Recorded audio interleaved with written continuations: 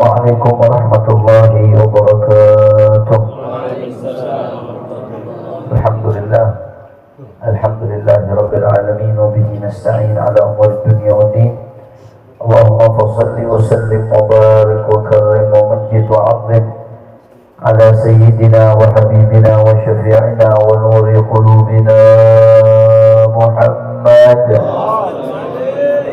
الفاتح لما أغلق والخاتم لما سبق ناصر الحق بالحق والهادي إلى الصراط المستقيم وعلى آله وصحبه حق قدره ومقداره العظيم فتاه عليم. أما بعد. Alhamdulillah, pada malam hari ini kita sama-sama berkumpul untuk tidak lain dan tidak bukan mengambil warisannya baginda Nabi besar Muhammad sallallahu alaihi wa ala alihi wasallam. Mudah-mudahan perkumpulan kita menjadi penyebab turunnya rahmah dan barakah. Tidak lupa salam penghormatan kami sampaikan kepada ibunda kami tercinta Asy-Syarifah Fadlun, Asy-Syarifah Fadilah binti Ahmad bin Ali Al-Attas, juga kepada ayahanda Al-Habib Muhdar bin Alwi bin Husain Al-Attas. Juga hadir di tengah-tengah kita tadi yang baru jalan orang tua kita Habib Husain bin Abdurrahman Al-Attas, Habib Husain bin Zain Al-Attas, Habib Ya'qub Al-Haddad dan semuanya, dan Habib Muhammad As-Saggaf dan semuanya, nggak saya sebutkan satu persatu tanpa mengurangi rasa hormat saya kepada beliau semua.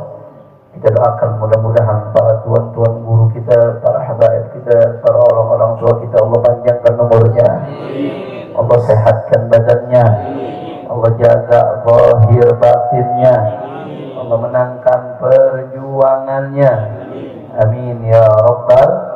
Dan salam penghormatan yang paling istimewa saya hadiahkan kepada hadirin hadirat, muslimin muslimat, mukminin mukminat, baik yang hadir pada malam hari ini atau yang menyaksikan melalui live streaming. Kita semua angkat tangan, kita minta sama Allah, mudah-mudahan tidaklah kita keluar dari tempat ini kecuali semua dosa kita diampuni oleh Allah. Yang sakit Allah angkat penyakitnya, Allah sehatkan badannya. Semua yang hadir dilapangkan rezekinya, diberkahi kehidupannya, amin ya rabbal alamin. Habaib kiram, sebelumnya saya ingin mengingatkan bahwasanya pertemuan kali ini kita tidak bahas hadis Sahihul Bukhari seperti biasa, tapi pertemuan kali ini karena kita menyambut bulan suci Ramadan, maka kita akan kupas tentang fiqhus shaum, fikih yang berkaitan dengan puasa. Nah, supaya kita masuk ke bulan Ramadan, puasa kita sah dan diterima oleh Allah Subhanahu. Sebab ibadah itu nggak diterima sama Allah kecuali kalau sesuai dengan syariat. Nah, kita nggak bisa ibadah kita sesuai syariat kecuali kalau kita tahu ilmu. Nah, maka kita belajar pada malam hari ini biar masuk bulan puasa udah siap. Jadi masuk bulan puasa yang disiapin bukan cuma sirupnya doang. Nah, anak bocah-bocah nih kampung baru masuk bulan puasa yang disiapin bukan petasannya doang.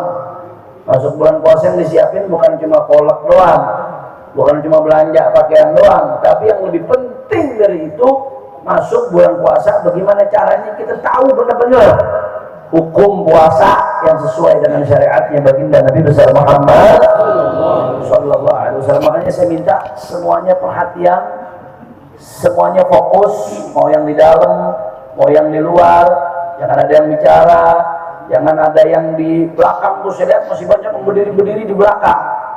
Nah, demen banget berdiri-berdiri di belakang. Duduk, ngaji, dengarkan yang baik, biar kita dapat ilmu bermanfaat. Insya harusnya sebetulnya saya kendalikan dari laptop saya langsung PowerPoint-nya, karena ada slide PowerPoint itu ringkasan daripada fiqhus shaum. Yang slide itu disusun oleh Sayyidil Walid Imam Besar Al-Habib Muhammad Rizq bin Husain bin Syihab. Mudah-mudahan beliau dalam lindungan Allah Subhanahu wa taala. Nah, tapi berhubung kabelnya kurang panjang, maka dikendalikan oleh operator, oleh admin. Nah, jadi yang di luar bisa ngelihat ke situ, tapi tadi PDF-nya saya udah kirim di grup. Kalau ada yang di grup Jamaah Huredo, maka saya udah kirim PDF-nya. Bisa buka HP-nya, yang nggak bisa kelihatan layar, bisa buka HP-nya di grup Jamaah Huredo. Sudah saya kirim itu PDF. Isinya slide PowerPoint. Jadi dari situ bisa baca, nanti bisa ikutin yang apa akan saya jelaskan, insya Allah. Nah, jadi yang akan kita bahas adalah syariat puasa, fikih puasa berdasarkan Al-Quran, Sunnah, Ijma' dan Qiyas menurut madhabnya Al-Imam Asy-Syafi'i radhiyallahu ta'ala anhu arwah. Karena kita ngikutin madhab Imam Syafi'i, mayoritas umat Islam Indonesia ngikutin madhab Syafi'i. Biar kenal identitas kita. Secara akidah Asy'ari, Ahlus Sunnah wal Jamaah. Secara fikih ngikutin Imam Syafi'i. Itu berarti apa, ngikutin manusia biasa. Imam Syafi'i kan bisa salah, bisa benar. Kenapa nggak ngikutin Rasulullah? Kenapa nggak ngikutin langsung ke Al-Quran? Ngikutin Imam Syafi'i itu ente ngikutin pemahamannya Imam Syafi'i terhadap Al-Quran dan Sunnah. Sebab ente gak ngerti bahasa Arab, ente gak bisa ngegali hukum langsung dari Al-Quran, ente gak bisa ngegali hukum langsung dari hadis. Makanya kita ngikut pemahamannya para ulama. Dalam hal ini di Indonesia mayoritas orang Indonesia ngikutin pemahamannya Imam Syafi'i. Alhamdulillah. Makanya ayo perhatiin baik-baik. Kita ngaji sama-sama. Mulai dari definisi puasa. Apa sih definisi puasa? Puasa secara bahasa itu, perhatikan semuanya, jangan ada yang bicara, jangan ada yang ngobrol. Puasa adalah imsak ani syai' kalaman kana au ta'aman. Secara bahasa, arti puasa itu menahan diri dari sesuatu. Apapun itu sesuatunya. Itu som secara bahasa. Pokoknya kalau menahan diri dari sesuatu disebut saum.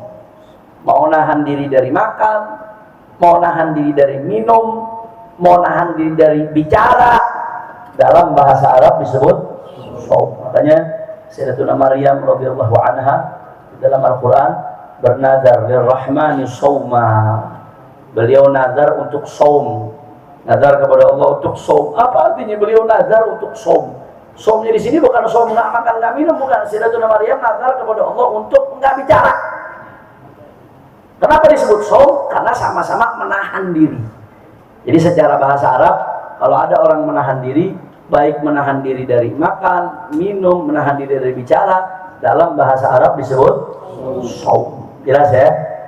Kemudian secara terminologi, secara istilah, dari secara bahasa, etimologi bahasa kerennya.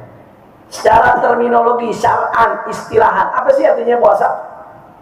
Puasa secara istilah adalah al-imsak 'anil mufattirat min tulu'il fajri ila ghurubi syamsi ma'an niyah.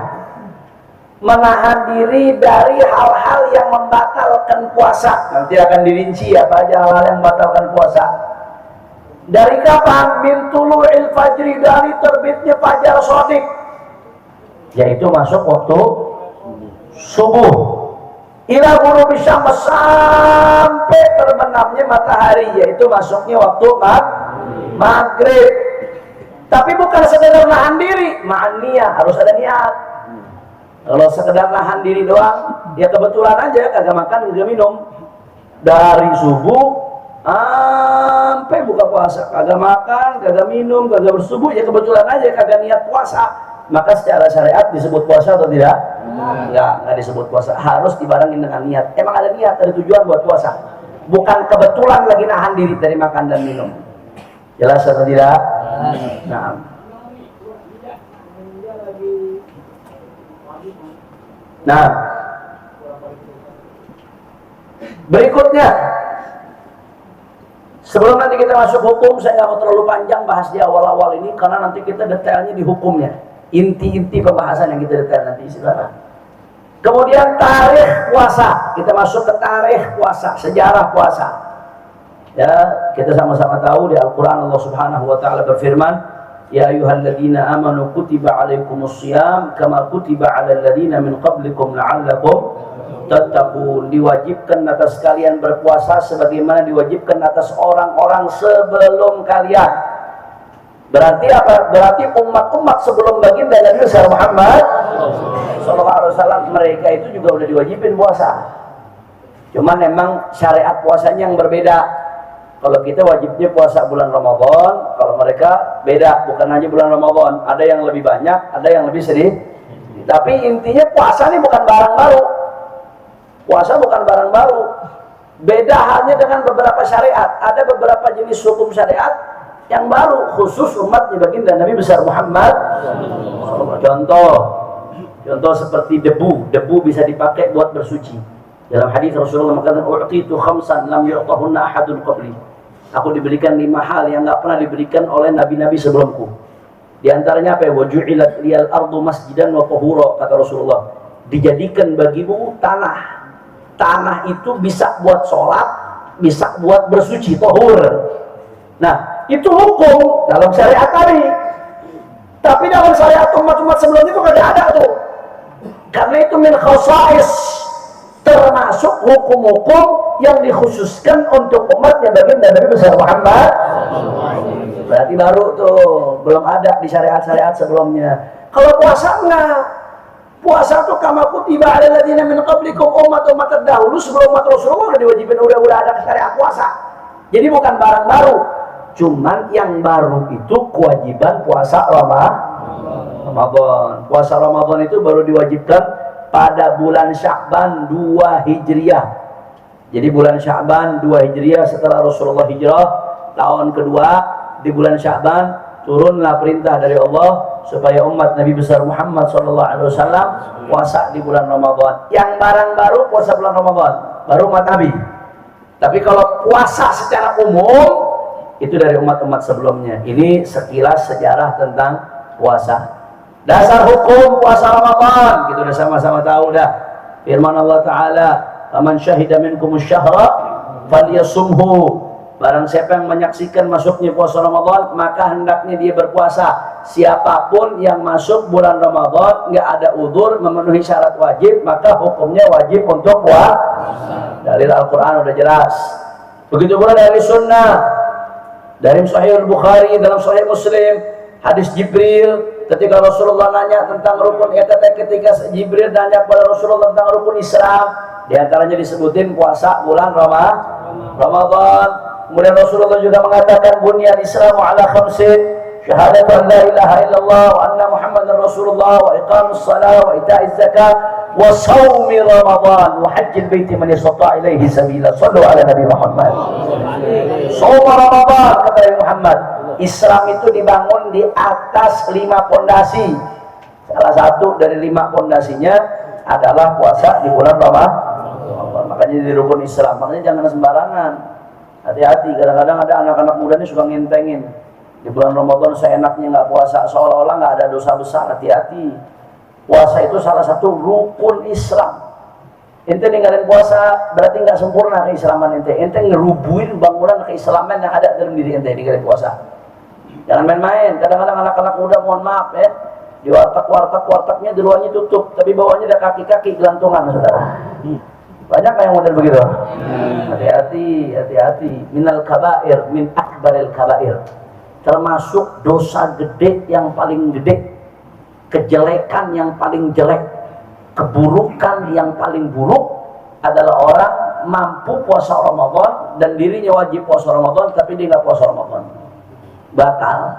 Mungkin orang nggak tahu tapi Allah tahu. Mungkin orang nggak ngelihat tapi Allah ngelihat. Hati-hati ya ikhwan, hati-hati, saya ingatkan apalagi anak-anak majelis, jangan sampai ada yang khilaf. Kadang-kadang gara-gara teman khilaf akhirnya. Pura-puranya wudu padahal nyerodot air di keledang. Hati-hati. Puasa ini salah satu rukun Islam, termasuk dosa yang paling besar. Kata Imam Az-Zahabi dalam kitabnya Al-Kabair, min akbaril kabair, yani termasuk dosa yang paling besar orang sengaja nggak puasa di bulan Ramadan. Mungkin orang mikirnya dosa gede itu zina, dosa gede itu apa, mabuk, dosa gede itu nenggak narkoba, dosa gede itu ngebunuh. Ninggalin puasa Ramadan juga termasuk dosa gede, sejajar tuh sama zina dan kawan-kawan. Maksud saya sejajar di sini sama-sama kabair, sama-sama termasuk dosa besar. Hati-hati, jangan sampai kita ninggalin puasa Ramadan. Mudah-mudahan kita dijaga oleh Allah Subhanahu wa Ta'ala. Ya, lihatin bapak-bapak, lihatin anak-anaknya, perhatikan anak-anaknya bagaimana puasa Ramadannya. Kemudian kita masuk dan juga ijma sepakat. Ijma Ulama konsensus dari zaman sahabat sampai sekarang, semua ulama ijma konsensus sepakat bahwasanya puasa Ramadan hukumnya wajib. Makanya dia termasuk ma'lum minad-din bid-darurah. Kalau ada orang tahu-tahu meyakini puasa Ramadan hukumnya nggak wajib bagi orang yang nggak ada udzur, itu kafir, murtad sudah. Ada orang ngakunya Islam, tapi dia meyakini puasa Ramadan itu nggak wajib, kata dia, walaupun nggak ada udzur. Puasa Ramadan nggak wajib, itu murtad, keluar dari Islam. Beda halnya kalau orang cuma ninggalin puasa doang. Orang ninggalin puasa karena malas misalkan, tapi dia yakin, saya tahu puasa wajib, cuman ya saya kagak mau puasa aja, malas aja, lapar aja. Itu dosa besar, tapi nggak murtad, nggak kufur, cukup taubat, tapi dosa besar, hati-hati. Tapi kalau orang udah nggak puasa, terus dia meyakini puasa itu kagak wajib, mau bekelit begini begitu, bekelit begini begitu, saudara. Orang yang meyakini seperti itu berarti dia mengingkari salah satu rukun agama, mengingkari salah satu qat'iyat ma'lum minad-din bid-darurah. Kalau ada orang meyakini puasa Ramadan hukumnya nggak wajib, maka kafir, murtad, keluar dari Islam. Na'udzubillah min. Jelas atau tidak? Nah, syarat wajib puasa sekarang kita masuk. Di layar ada apa enggak? Kelihatan nggak di layar? Kelihatan? Yang di luar bisa ngelihat ke layar, nyatetnya bisa ke layar. Yang di dalam kalau ada di grup bisa buka di grup. Itu ada PDF-nya, tinggal dibuka di grup. Syarat wajib puasa. Apa maksudnya syarat wajib, Beb? Kalau 5 syarat ini terpenuhi berarti orangnya wajib puasa. Ada 5 syaratnya. 5 syarat terpenuhi berarti ini orang wajib puasa. 1 aja dari 5 syarat nggak terpenuhi berarti nggak wajib puasa. Itu namanya syarat wajib. Beda dengan syarat sah. Kalau syarat sah itu syarat yang harus terpenuhi untuk keabsahan, walaupun orangnya nggak wajib. Ada kalanya orang dia sah puasa, tapi nggak wajib bagi dia puasa. Nanti akan kita jelaskan, seperti orang yang musafir yang memenuhi syarat. Dia mau puasa, sah puasanya, tapi bagi dia tidak wajib. Nah ini syarat wajib, bukan itu yang dibahas. Syarat wajib ini siapa yang terpenuhi 5 syarat ini berarti dia wajib puasa. 1 aja syarat nggak terpenuhi berarti tidak wajib puasa. Apa aja 5 syaratnya, Beb? Yang pertama, yang wajib puasa itu Islam. Syarat wajib yang pertama Islam. Berarti kalau ada orang non muslim wajib nggak puasa? Nggak wajib puasa, nggak wajib. Cuman memang di Al-Quran disebutkan masalakakum fi saqar qalu lam nakum minal musallin. Ada orang-orang kafir di Al-Quran diceritakan dimasukkan ke neraka, kemudian ditanya apa yang menyebabkan kalian masuk neraka. Dia jawab dia masuk neraka bukan gara-gara kekufuran. Kalau kekufuran udah pasti itu menyebabkan dukhulun nar, dalam Al-Quran dijelaskan. Tapi dia mengatakan, orang-orang kafir ini mengatakan qalu lam nakum minal musallin. Kami masuk neraka sakor, ini salah satu tingkatan neraka sakor namanya.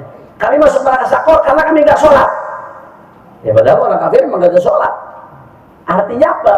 Artinya nanti orang-orang kafir itu di akhirat mendapat siksaan tambahan di atas siksaan kekufuran.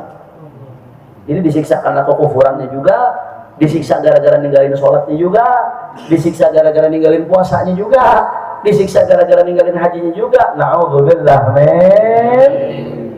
Jadi mutolabah, tuntutannya di akhirat tetap ada, walaupun di dunia dia nggak sah kalau mau puasa dan nggak wajib bagi dia puasa, dia bukan orang Islam. Tapi bagi dalam pandangan Islam di akhirat tetap ada konsekuensinya, ya ikhwan. Alhamdulillah min dzalik. Mudah-mudahan Allah jaga iman Islam kita. Kecuali orang yang murtad. Orang Islam kemudian murtad. Kalau orang kafir masuk Islam, dia nggak harus mengqadha puasa yang ditinggalkan selama kafir, nggak harus. Karena memang orang kafir nggak wajib puasa, diampunin. Al-Islam yajubbu ma qablah.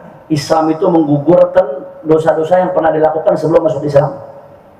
Tapi kalau murtad lain kasusnya, dia udah Islam, udah Allah kasih nikmat Islam, tahu-tahu murtad keluar Islam, tahu-tahu masuk Islam lagi habis itu. Nah ketika murtad dia ninggalin puasa tuh sebulan misalkan, atau 2 bulan, 2 tahun murtadnya misalkan, a'udzubillah min dzalik, maka puasa yang pernah dia tinggalkan selama murtad wajib diqadha. Taghlidzan alaih, sebagai pemberatan buat dia. Lu udah tahu udah masuk Islam, pakai keluar lagi, besok masuk lagi, seolah-olah main-main ini saudara. Termasuk sholatnya, sholat yang dia pernah tinggalkan selama murtad wajib diqadha. Beda dengan orang kafir. Orang kafir masuk Islam bersih dari nol, dia jalanin aja. Kalau orang murtad enggak, apa yang dia tinggalkan selama murtad wajib diqadha. Na'udzubillah min dzalik. Mudah-mudahan Allah jaga iman Islam kita insyaallah. Nah, tadi apa syarat yang pertama? Syarat wajib puasa Islam. Yang kedua, balik. Syarat wajib yang puasa harus balik. Berarti anak yang belum balik wajib nggak puasa? Nggak wajib. Anak belum balik nggak wajib puasa. Saya nggak perlu jelaskan lagi apa tanda-tanda balik. Panjang kalau kita mau jelaskan. Singkat aja ya. 1, 15 tahun Hijriyah. 15 tahun Hijriyah. Yang kedua, keluar mani walaupun belum 15 tahun tapi di atas 9 tahun. Walaupun belum 15 tahun tapi di atas 9 tahun keluar mani berarti balik. Yang ketiga, khusus buat perempuan haid dan nifas. Walaupun umurnya belum 15 tahun tapi di atas 9 tahun haid nifas berarti hitungannya udah balik. Begitu balik wajib dia puasa. Anak kecil nggak wajib puasa. Tapi kalau anak udah umur 7 tahun, orang tua wajib nyuruh dia buat latihan puasa. Anaknya nggak wajib, tapi orang tuanya wajib. Sama seperti sholat. Sholat itu anak kecil yang belum balik nggak wajib puasa umur 7 tahun. Tapi orang tuanya punya kewajiban nyuruh dia sholat. Kata Rasulullah SAW, muru auladakum bis-shalah wa hum abna'u sab'in wadribuhum 'alaiha wa hum abna'u 'ashar. Atau kama qala sallallahu alaihi wasallam. Kata Rasulullah, perintahkan anak kalian sholat ketika umur mereka 7 tahun. Dan pukul kalau kalian mau sholat. Pukulnya ngukur-ngukur, jangan pukulnya digebukin berdarah-darah. Pukulnya berbataktif, pukulan yang mendidik, yang tidak melukai, yang tidak membuat cacat, dan bukan di muka pukulnya. Nggak boleh mukul di muka ya kawan. Dilarang sama Rasulullah SAW mukul di muka. Mukulnya bukan di muka, mukul anak. Di selain muka, pukulannya pukulan mendidik, bukan pukulan yang melukai atau mencacatkan. Nah, kalau 10 tahun nggak mau sholat disuruh pukul. Walaupun anak ini belum wajib sholat, kalau dia belum balik. Tapi orang tua wajib merintahkan. Nah, dikiaskan dari sholat apa puasa? Puasa juga begitu. Kalau anak udah umur 7 tahun, orang tuanya udah wajib nyuruh anaknya mulai belajar puasa.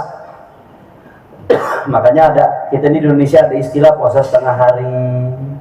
Sebenarnya puasa setengah hari disebut puasa apa kagak? Kagak. Tadi definisi puasa apa? Dari terbit fajar shodiq sampai terbenam matahari. Berarti kalau setengah hari disebut puasa? Secara syariat nggak disebut puasa. Cuman boleh nggak? Boleh aja buat ngedidik anak, buat anak kecil, bukan yang bangkotan. Bangkotan puasa setengah hari, cabutin kumisnya saudara. Buat anak kecil, puasa setengah hari anak kecil bagaimana? Berarti yang nggak apa-apa, namanya juga latihan. Yang penting dia belajar dulu puasa nggak apa-apa. Yang belum balik, kalau udah balik itu mesti full langsung. Jelas atau tidak? Kalau orang tuanya nggak nyuruh, orang tuanya yang dosa. Anaknya nggak dosa, orang tuanya yang dosa, karena orang tuanya wajib. Buat apa? Buat ngebiasain. Jadi begitu balik dia udah kenal puasa. Kalau sampai balik belum disuruh, nanti begitu balik kaget, akhirnya nggak mau puasa. Karena masa kecil tuh masa-masa mencetak. Orang kalau didik masih kecil itu ibarat naqsh al-hajar. Orang ngedidik di masa kecil itu ibarat ngukir di atas batu. Susah emang. Ngukir di atas batu tuh susah, keras. Tapi bekasnya awet apa enggak? Awet. Itu ngedidik masa kecil tuh. Kalau ngedidik orang udah gede, itu kayak nulis di atas air. Nulis di atas air. Keras apa enggak? Gampang nggak kelihatannya?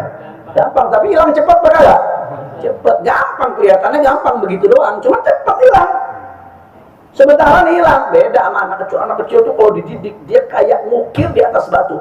Susah, keras emang, capek. Tapi bekasnya lama.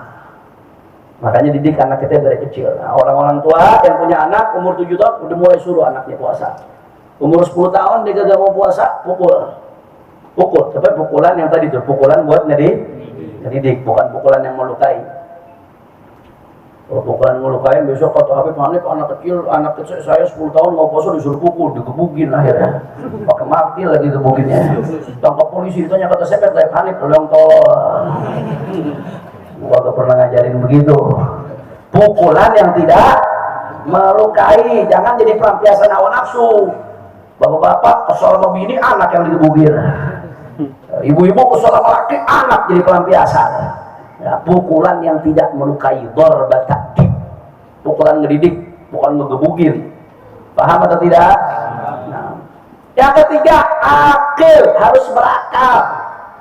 Yang wajib puasa orang berakal. Berarti orang kira wajib puasa atau tidak? Wajib.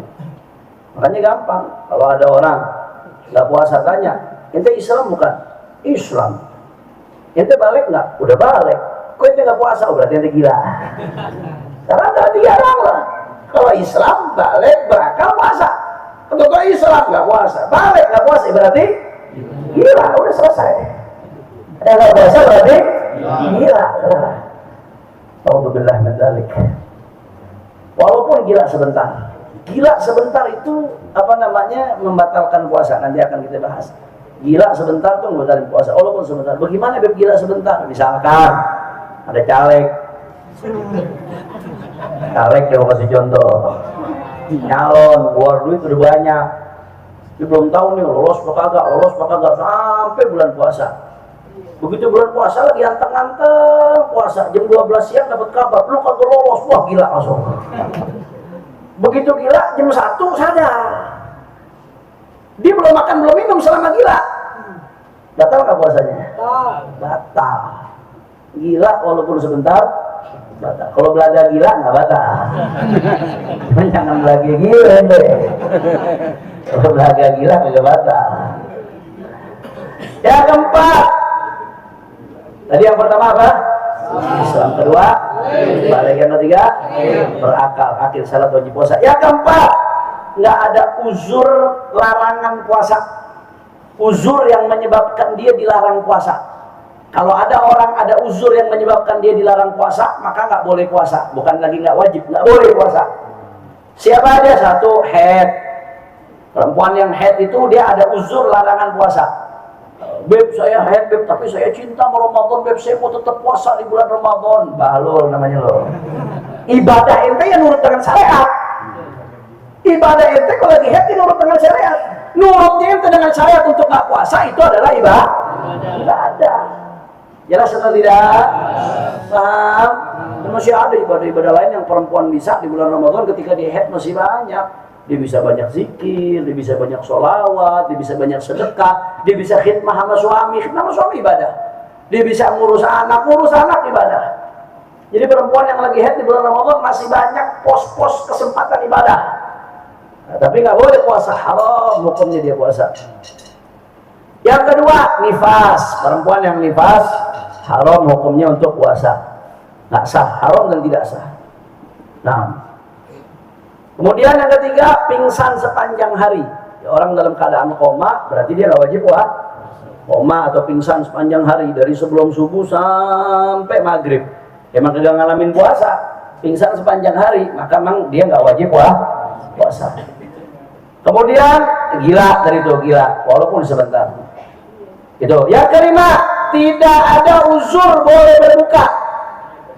Berarti kalau ada orang ada uzur yang menyebabkan dia boleh berbuka, nggak wajib puasa. Apa aja uzur yang menyebabkan seseorang boleh berbuka? Satu, sakit. Tapi sakit yang bagaimana dulu? Nggak semua sakit menyebabkan orang boleh nggak puasa. Beb, anak habis diputusin, beb, sakit hati, beb, nggak puasa dapat hari. Banyakan main TikTok ini. Sakit yang bagaimana? Beb, anak pusing, beb, berarti anak nggak puasa. Pusing aja berarti nggak puasa. Beb, anak gatal-gatal apa urusannya? Sakit di sini sakit, catat baik-baik nih. Sakit yang bikin orang boleh nggak puasa, yang udzur tayamum. Maksudnya udzur tayamum gimana? Sakit yang sekiranya kalau dia puasa, satu bisa menyebabkan bahaya buat dia. Dua, bisa menyebabkan sakitnya bertambah. Tiga, atau bisa menyebabkan sembuhnya jadi lama. Tiga tuh. Bisa menyebabkan bahaya buat dia, atau menyebabkan sakitnya bertambah, atau menyebabkan sembuhnya makin lama. Contoh, ada orang moncor-moncor, diare. Kalau dipaksain puasa, moncor keluar terus. Dia mau paksain puasa, kehabisan cairan. Bahaya apa kagak? Bahaya. Ente buka puasa, ambil keringanan dari Allah Subhanahu wa taala. Allah senang, enggak usah maksain. Innallaha yuhibbu an tu'ta rukhasuhu. Allah senang kalau hambanya ngambil keringanan yang Allah kasih. Sakit mah yang kronis, yang parah. Kalau masih bisa diakalin, ya akalin. Pas sahur minum obat, buka puasa minum obat, akalin.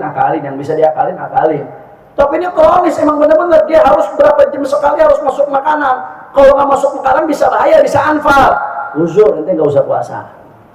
Pokoknya sakit yang sekiranya kalau dia puasa makin parah, atau yang sekiranya dia puasa bisa makin tambah sakit, atau makin lama semuanya, dia boleh nggak puasa. Maka saat itu dia tidak wajib puasa.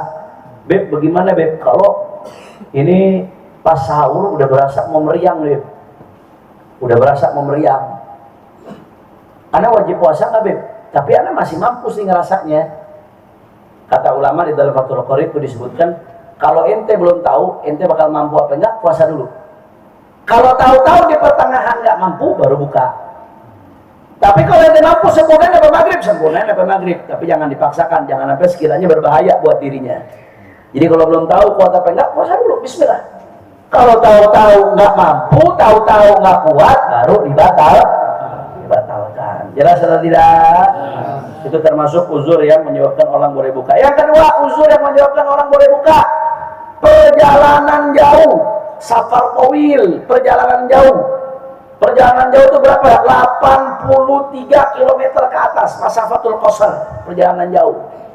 Perjalanan jauh 83 km ke atas, boleh nggak puasa? Dengan syarat perjalanannya dilakukan sebelum masuknya waktu subuh. Kalau udah masuk waktu subuh, wajib dia puasa. Udah subuh misalkan, contoh mau berangkat nih ke Jawa Timur, memudik. Nah, ini mudik nih kasusnya biasanya nih. Berangkat ke Jawa Timur. Berangkatnya jam berapa? Oh, malam, jam 12 malam baru berangkat. Berarti jalannya sebelum subuh atau sudah subuh? Sebelum. Kalau jalannya sebelum subuh, berarti besoknya, misalkan dia berangkat malam Rebu. Berarti puasa Rebunya dia nggak wajib. Mau puasa boleh nggak? Boleh. Kalau dia mampu boleh, silahkan. Tapi tidak wajib puasa. Kalau dia puasa, dia dapat pahala wajib. Jelas atau tidak? Tapi misalkan ente mau berangkat nih ke Surabaya. Surabaya 83 km lebih nggak? Lebih. Surabaya 800 kilo. 800 kiloan kalau nggak salah Surabaya itu. Mau jalan ke Surabaya, misalkan. Tapi berangkatnya naik mobil, berangkatnya habis subuh. Itu menurut pendapat yang muktamad, hari itu dia wajib puasa tetap. Hari itu tetap wajib puasa menurut pendapat yang muktamad. Jelas atau tidak? Apalagi naik pesawat. Beb, berangkat naik pesawat, Beb. Berangkatnya malam tapi Beb kan nyantai, nggak capek, Beb. Tapi besoknya dia dalam keadaan musafir, 2 hari perjalanan balik lagi naik pesawat. Selama musafir dia nggak wajib puasa, walaupun berangkatnya naik pesawat. Tolak ukurnya bukan capek atau nggak capek, tolak ukurnya perjalanan jauh 83 km dan dilakukan sebelum subuh. Itu tolak ukurnya. Jelas atau tidak? Nah, Beb, mana perjalanan nih Beb? Dari mana? Dari Kampung Baru kemana? Ke Tenabang, boleh nggak buka? Emang pengen muka loh. Yang ketiga, tua renta. Nah, orang yang tua renta tuh yang udah nggak mampu. Orang tua renta udah nggak mampu puasa, dia termasuk udzur yang menyebabkan seseorang tidak wajib puasa. Jelas atau tidak? Nah, jadi ada 5 syarat wajib puasa, ada 5. Tadi apa aja? Yang pertama apa? Islam. Yang kedua, balik. Yang ketiga, akil, berakal. Yang keempat, tidak ada uzur larangan puasa. Yang kelima, tidak ada uzur yang menyebabkan boleh berbuka. Salah satu dari 5 hal ini nggak terpenuhi, salah satu aja, maka nggak wajib puasa dia. Tapi kalau 5-5-nya terpenuhi, berarti dia hukumnya wajib puasa. Jelas? Selanjutnya, next, syarat sah puasa. Kalau tadi syarat wajib, sekarang syarat sah. Apa artinya syarat sah? Kalau mau puasanya sah, mesti terpenuhi semuanya, 4-4-nya. Satu aja nggak terpenuhi, maka puasanya tidak sah. Apa aja syarat sah? Yang pertama harus Islam. Makanya ada orang murtad tengah-tengah puasa, batal puasanya walaupun sebentar. Murtad walaupun cuma sebentar. Na'udzubillah min dzalik. Misalkan ya, dia puasa, tahu-tahu zuhur dia mengucapkan sesuatu yang menyebabkan dia murtad. Kadang-kadang ada ucapan-ucapan yang kelihatannya mainan, enteng-enteng, padahal begitu diucapin bisa murtad seseorang. A'udzubillah min dzalik. A'udzubillah min dzalik. Nasallallahu al-afiyah. Hati-hati, kadang-kadang ada orang bicara oh gini-gini mati kafir. Sumpah gini mati kafir. Niat aja mau mati kafir itu udah kafir. Hati-hati, orang niat mau kafir itu udah kafir. Kadang-kadang bercanda-bercanda, hati-hati. Sumpah dijadiin mainan, nama Allah dijadiin mainan, bawa-bawa mati kafir dijadiin mainan. Na'udzubillah min dzalik. Hati-hati, itu mainan yang ucapan-ucapan yang berkaitan dengan akidah. Besar bahaya ya, kawan. Satu, syarat sah puasa harus Islam. Yang kedua, tamyiz. Syarat sah puasa tamyiz, harus mumayyiz. Mumayyiz itu bisa membedakan mana kanan mana kiri. Mumayyiz itu udah bisa cebok sendiri. Mumayyiz itu mumayyiz biasanya umur 7 tahun. 7 tahun tuh mumayyiz. Andai kata ada anak saya nih Fagih ini, misalkan si Fagih umurnya 4 tahun, cebok masih dicebokin, kadang kanan mana kiri mana masih bingung dia. Misalkan tahu-tahu dia puasa, nggak makan nggak minum dari pagi subuh sampai maghrib, walaupun kelihatannya dia puasa, tapi puasanya sah atau tidak? Nggak sah, karena dia bukan mumayyiz. Beda halnya dengan orang yang sudah mumayyiz tapi belum balik, kayak Abu Bakar. Abu Bakar tuh anak-anak 7 tahun umurnya tuh, doain biar jadi orang soleh insyaallah. Bagi dan semua anak-anak jadi orang soleh insyaallah. Abu Bakar umurnya 7 tahun tuh, 7 tahun. Dia udah bisa bedain mana kanan mana kiri, udah kagak pakai pampers, udah bisa cebok sendiri, udah bisa makan sendiri.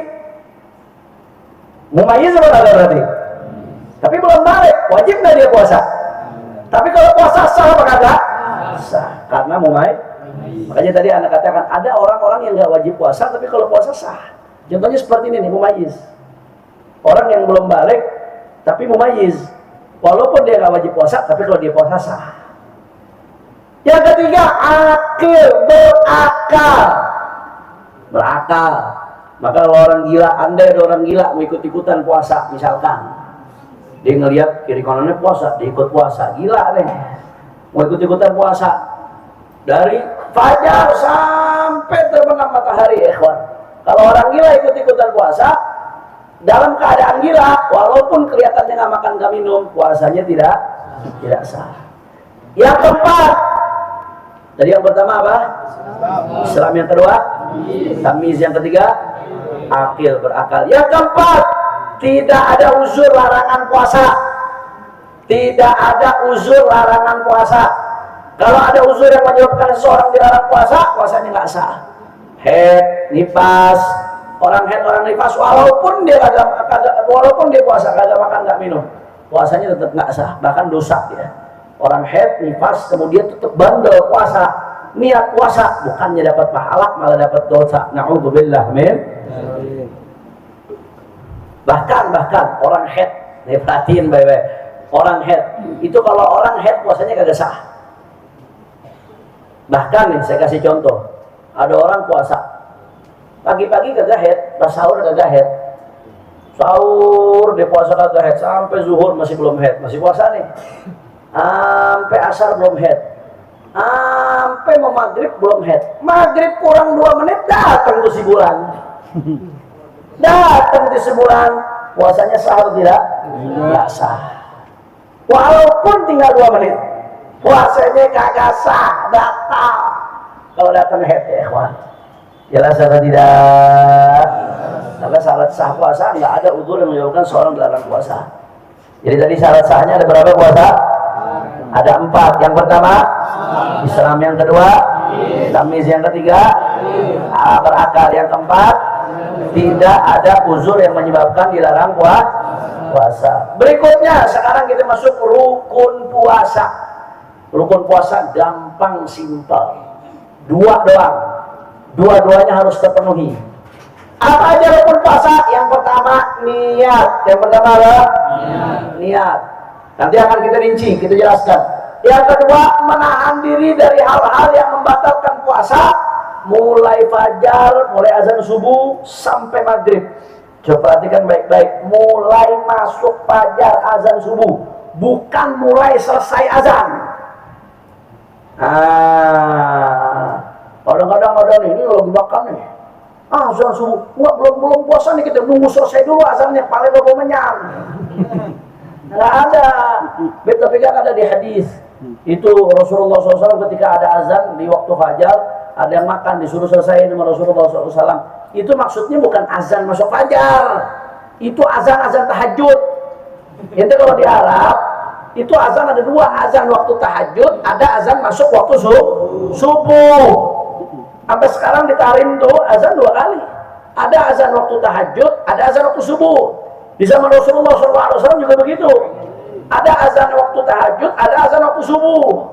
Azan waktu tahajud, pokoknya salah satu tuh yang azan Sayyidina Bilal bin Rabah, salah satu yang azan Sayyidina Abdullah bin Umi Maktum, muadzinnya Rasulullah SAW.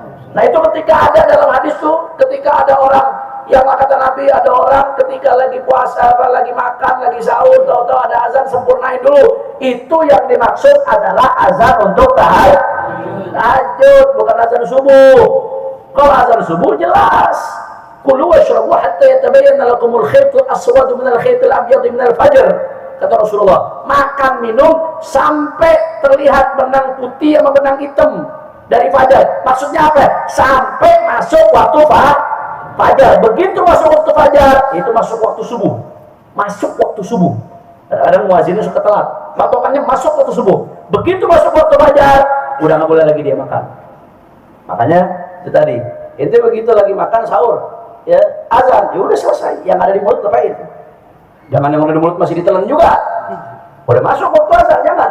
Dia harus menahan diri mulai masuk waktu fajar sampai terbenam matahari. Jelas atau tidak? Makanya ulama-ulama kita luar biasa. Ada yang namanya imsak. Imsak itu sebenarnya belum wajib untuk nahan puasa. Ditaruh 10 menit biasanya sebelum azan. 10 menit biasanya ya. Itu buat apa? Buat ente prepare. Kalau bahasa kitanya ini lampu kuning. Lampu kuning itu masih boleh nggak jalan? Masih, cuman hati-hati. Imsak tuh lampu kuning. Imsak tuh imsak yang ada tuh salatu wassalamu alaik. Tarhim biasanya. Itu tuh kecerdasannya para ulama kita untuk bikin lampu kuning. Supaya jangan ente begitu masuk azan subuh makan nasi goreng yang pedas, minyaknya banyak, belum minum. Paham agak? Itu imsak. Makanya saya heran ada yang mempermasalahkan ini imsak bid'ah begini-begini. Itu lampu kuning, John. Lampu kuning supaya ente jangan sampai masih makan nasi goreng pedas, bon cabenya level 15, minyaknya sebanyak-banyaknya. Udah gitu tuh minyak 2 minggu udah ganti-ganti lagi, saudara. Begitu masuk tenggorokan belum sempat minum, udah ada boleh minum. Ya Allah, mati syahid bisa. Terasa tidak? Imsak itu lampu kuning. Imsak yang jadwal imsak itu lampu kuning. Dikasih spare jarak. Tapi kalau bener-bener dia wajib nggak boleh makan minum, masuk waktu subuh haram, halas, nggak boleh makan minum. Kulu washrabu hatta yatabayyana lakumul khaytul abyadu minal khaytil aswadi minal fajr, thumma atimmus siyama ila al-lail, kata Rasulullah. Kata Allah Subhanahu, itu ayat Al-Quran. Nah, jelas ya? Paham ya? Jadi jangan ribut-ribut urusan imsak, jangan buat ribut-ribut. Itu lampu kuning.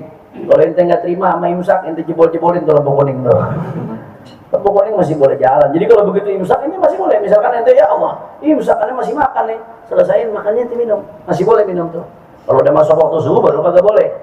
Nah kita rinci sekarang. Tadi rukun puasa ada berapa? Ada berapa?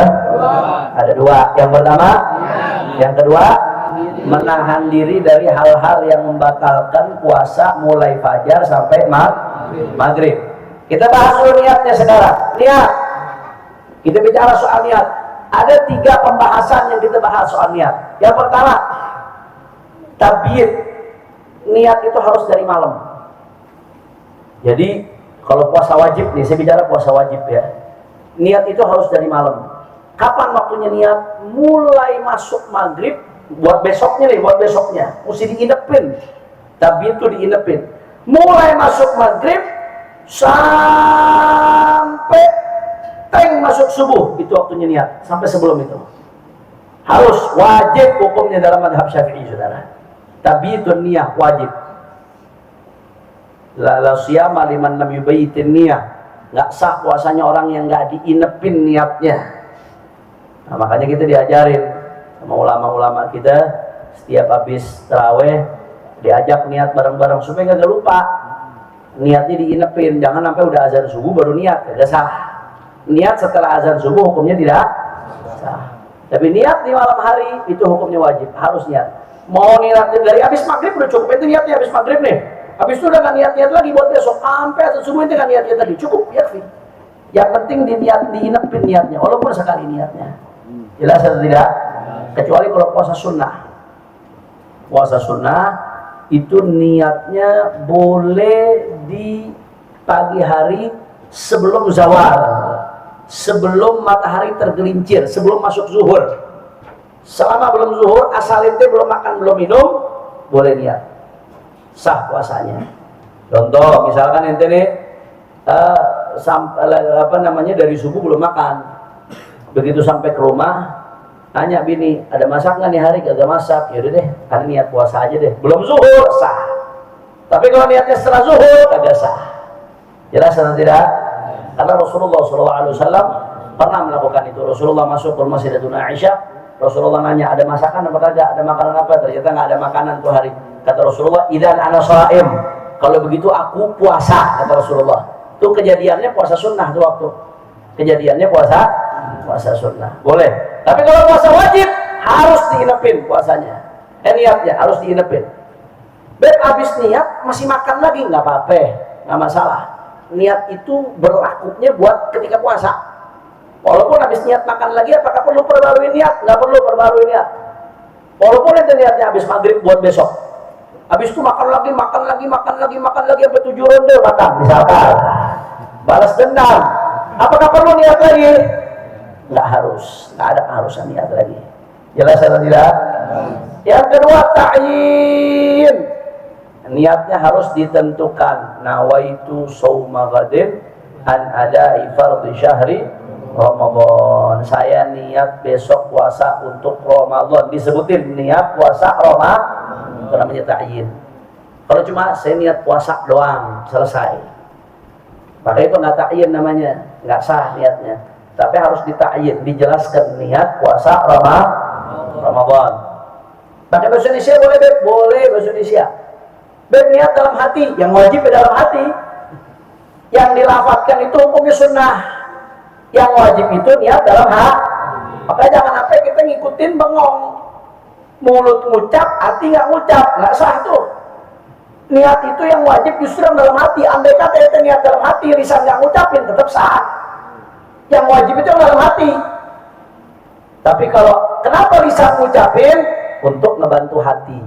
Tapi jangan malah sebaliknya, itu udah ngikutin. Tahu itu sombong tidak lain, tapi bengong, kagak tahu apa yang diucapin.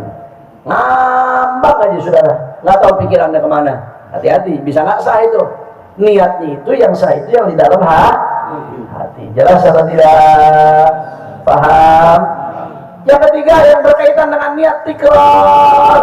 Niatnya harus setiap malam Ramadan, setiap malam. Niat puasa buat 1 Ramadan, ya niatnya di malam 1 Ramadan. Puasa buat 2 Ramadan, ya niatnya di malam 2 Ramadan. Puasa buat tanggal 3 Ramadan, ya niatnya di malam 3 Ramadan. Puasa buat tanggal 4 Ramadan, ya niatnya di malam 4. Dalam mazhab Syafi'i wajib tuh diulangin setiap hari niatnya, setiap malam mesti diulangin. Artinya setiap mau puasa besok malamnya mesti niat. Nggak cukup cuma niat di awal bulan doang. Saya niat buat puasa sebulan penuh karena Allah Subhanahu wa taala. Puasa Ramadan sebulan penuh wajib karena Allah taala. Nggak cukup. Dalam mazhab Syafi'i nggak cukup, nggak sah. Kecuali dalam mazhab Malik. Dalam mazhab Imam Malik mengatakan cukup niat di awal. Udah sah. Mau diulangin setiap malam lebih afdol. Tapi andai kata dia niat di awal, saya niat puasa Ramadan buat sebulan penuh, itu menurut mazhab Malik udah sah tuh puasanya. Walaupun nggak diulangin setiap malam menurut mazhab Imam Malik. Tapi menurut mazhab Syafi'i nggak sah, harus diniatin saban malam. Makanya perhatiin baik-baik nih, fokus, perhatikan baik-baik. Makanya ulama kita ngajarin supaya tetap di malam pertama Ramadan kita niat buat puasa sebulan. Ini besok perhatiin baik-baik nih. Tetap di malam pertama Ramadan saya niat untuk puasa fardu Ramadan sebulan penuh karena Allah Subhanahu wa taala. Diniatin di awal Ramadan. Buat apa fungsinya? Kalau sewaktu-waktu satu malam kita lupa, kan menurut mazhab Syafi'i nggak sah tuh puasanya. Kalau malamnya kagak niat kan nggak sah puasanya. Kalau sewaktu-waktu kita lupa, maka puasa kita tetap sah menurut mazhab Imam Malik. Itu namanya taklid, ngikutin mazhab Imam Malik. Jadi perhatiin baik-baik ya. Walaupun di mazhab Syafi'i wajib puasa setiap malam dalam mazhab Syafi'i. Nggak sah wajib niat puasa setiap malam. Nggak sah niat hanya di awal bulan doang. Tapi menurut mazhab Malik itu sah. Sehingga antum semua besok di awal Ramadan tetap diniatin di awal bulan. Buat apa? Kita niat tiap malam tetap. Cuman di awal bulan tetap niatin. Untuk apa? Kalau sewaktu-waktu kita lupa dalam salah satu malam, puasanya tetap sah. Alhamdulillah. Menurut mazhab Malik tetap sah. Itu taklid dan itu diperbolehkan. Jelas atau tidak? Jelas. Makanya besok di malam pertama Ramadan semuanya niatin dalam hatinya, saya niat nawaitu sauma ramadhana fardhan syahran kamilan lillahi ta'ala. Jadi ikutin bareng-bareng. Nanti di malam awal Ramadan niatin begini, nawaitu sauma ramadhana fardhan syahran kamilan lillahi ta'ala. Itu niat buat sebulan penuh. Nah, itu buat jaga-jaga. Kalau tahu-tahu kelupaan, jadi gitu udah ada cadangan menurut madhab mah. Nah, itulah nikmatnya ikhtilaful ulama rahmah. Perbedaan ulama jadi rahmat buat kita. Kalau Imam Malik nggak punya pendapat yang berbeda, repot kita. Kalau lupa nggak sah. Kalau satu malam kita lupa nggak sah puasa kita. Tapi alhamdulillah perbedaan pendapat di antara ulama menjadi rahmat dan kemudahan bagi kita. Alhamdulillah. Jelas atau tidak? Paham? Nah, jelas ya. Tapi setiap malam mesti niat juga. Kemudian yang kedua, menahan diri dari hal yang membatalkan puasa, mulai fajar sampai dengan maghrib. Apa aja yang membatalkan puasa? Yang udah jelas, satu, makan minum. Kecuali kalau ada makanan atau minuman dari sorga. Makanan minuman dari sorga itu sah, nggak tetap sah puasanya. Tapi siapa yang punya dapat makan minuman dari sorga? Bukan ini ya, kadang-kadang kalau ada orang narkoba, wah kita nyedot aroma sorga, wah itu sorga-sorgaan. Nah, beneran kata ulama ini contoh masalah. Kalau tahu-tahu nih ada orang bisa datangin makanan dari sorga, benar-benar dari sorga ya, itu nggak membatalkan puasa. Tapi kagak ada yang begitu. Siapa yang begitu ya? Nah, kemudian diantaranya makan minum kalau lupa. Kalau lupa, bukan dilupa-lupain ya. Lupa, bukan dilupa-lupain. Man akala nasian batala shaumu. Siapa yang makan nasian dalam keadaan lupa, batala shaumu, batal puasanya. Itu nasian pakai bahasa Arab, bukan bahasa Inggris. Bukan bahasa Indonesia. Kalau bahasa Indonesia nasian, man akala, barang siapa yang makan nasian. Nasi, batal apa puasanya? Batal, artinya pakai bahasa Arab. Bahasa Arab nasian artinya barang siapa yang makan dalam keadaan lupa, batal shaumu, batal puasanya. Jelas atau tidak? Tidak batal puasanya, lam yaqtul shaumu. Siapa yang makan dalam keadaan lupa, puasanya tidak batal. Lupa bukan dilupa-lupain. Biasanya kalau lupa hari pertama, kedua tuh kadang masih lupa.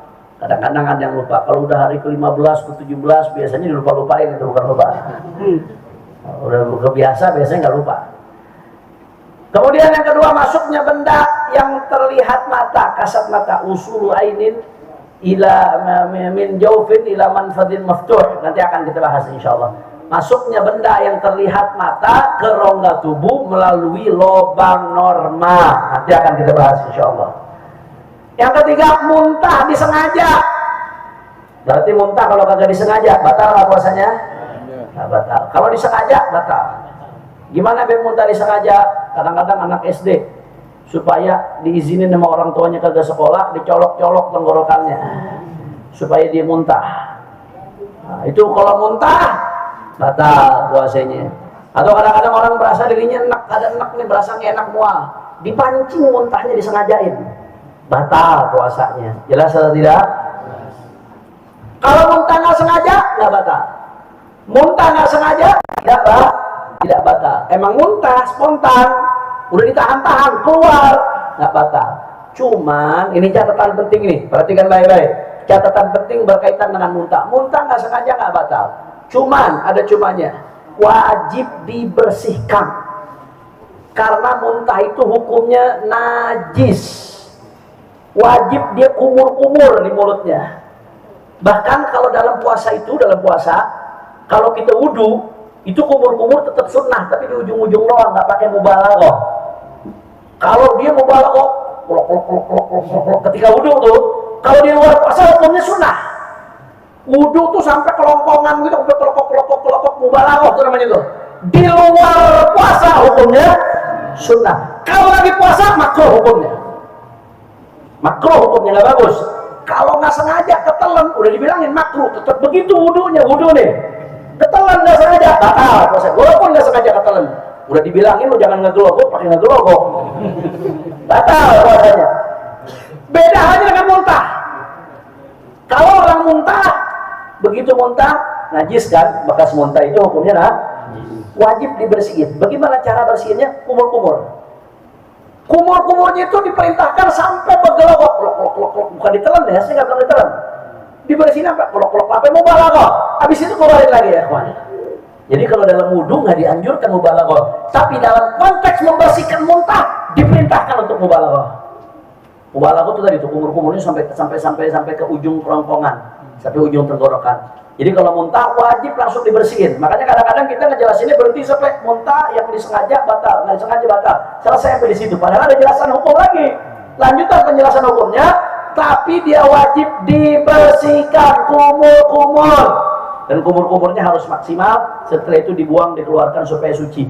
Kalau dia nggak dibersihkan, sengaja didiemin, bekas muntah didiemin, nggak kumur-kumur, dibiarin begitu aja. Tahu-tahu bekas muntahnya habis itu ditelan, batal puasanya. Jelas atau tidak? Paham? Yang keempat, di antara hal-hal yang mesti ditahan diri, yang membatalkan puasa, haid dan nifas, sudah kita jelaskan. Kemudian yang kelima, gila. Ya, tadi walaupun sebentar gilanya, batal puasanya. Begitu pula murtad, walaupun sebentar, batal puasanya. Yang ke-7, kalau pingsan bagaimana? Nah, kan kalau gila puasa batal, walaupun sebentar. Al-junun walaupun.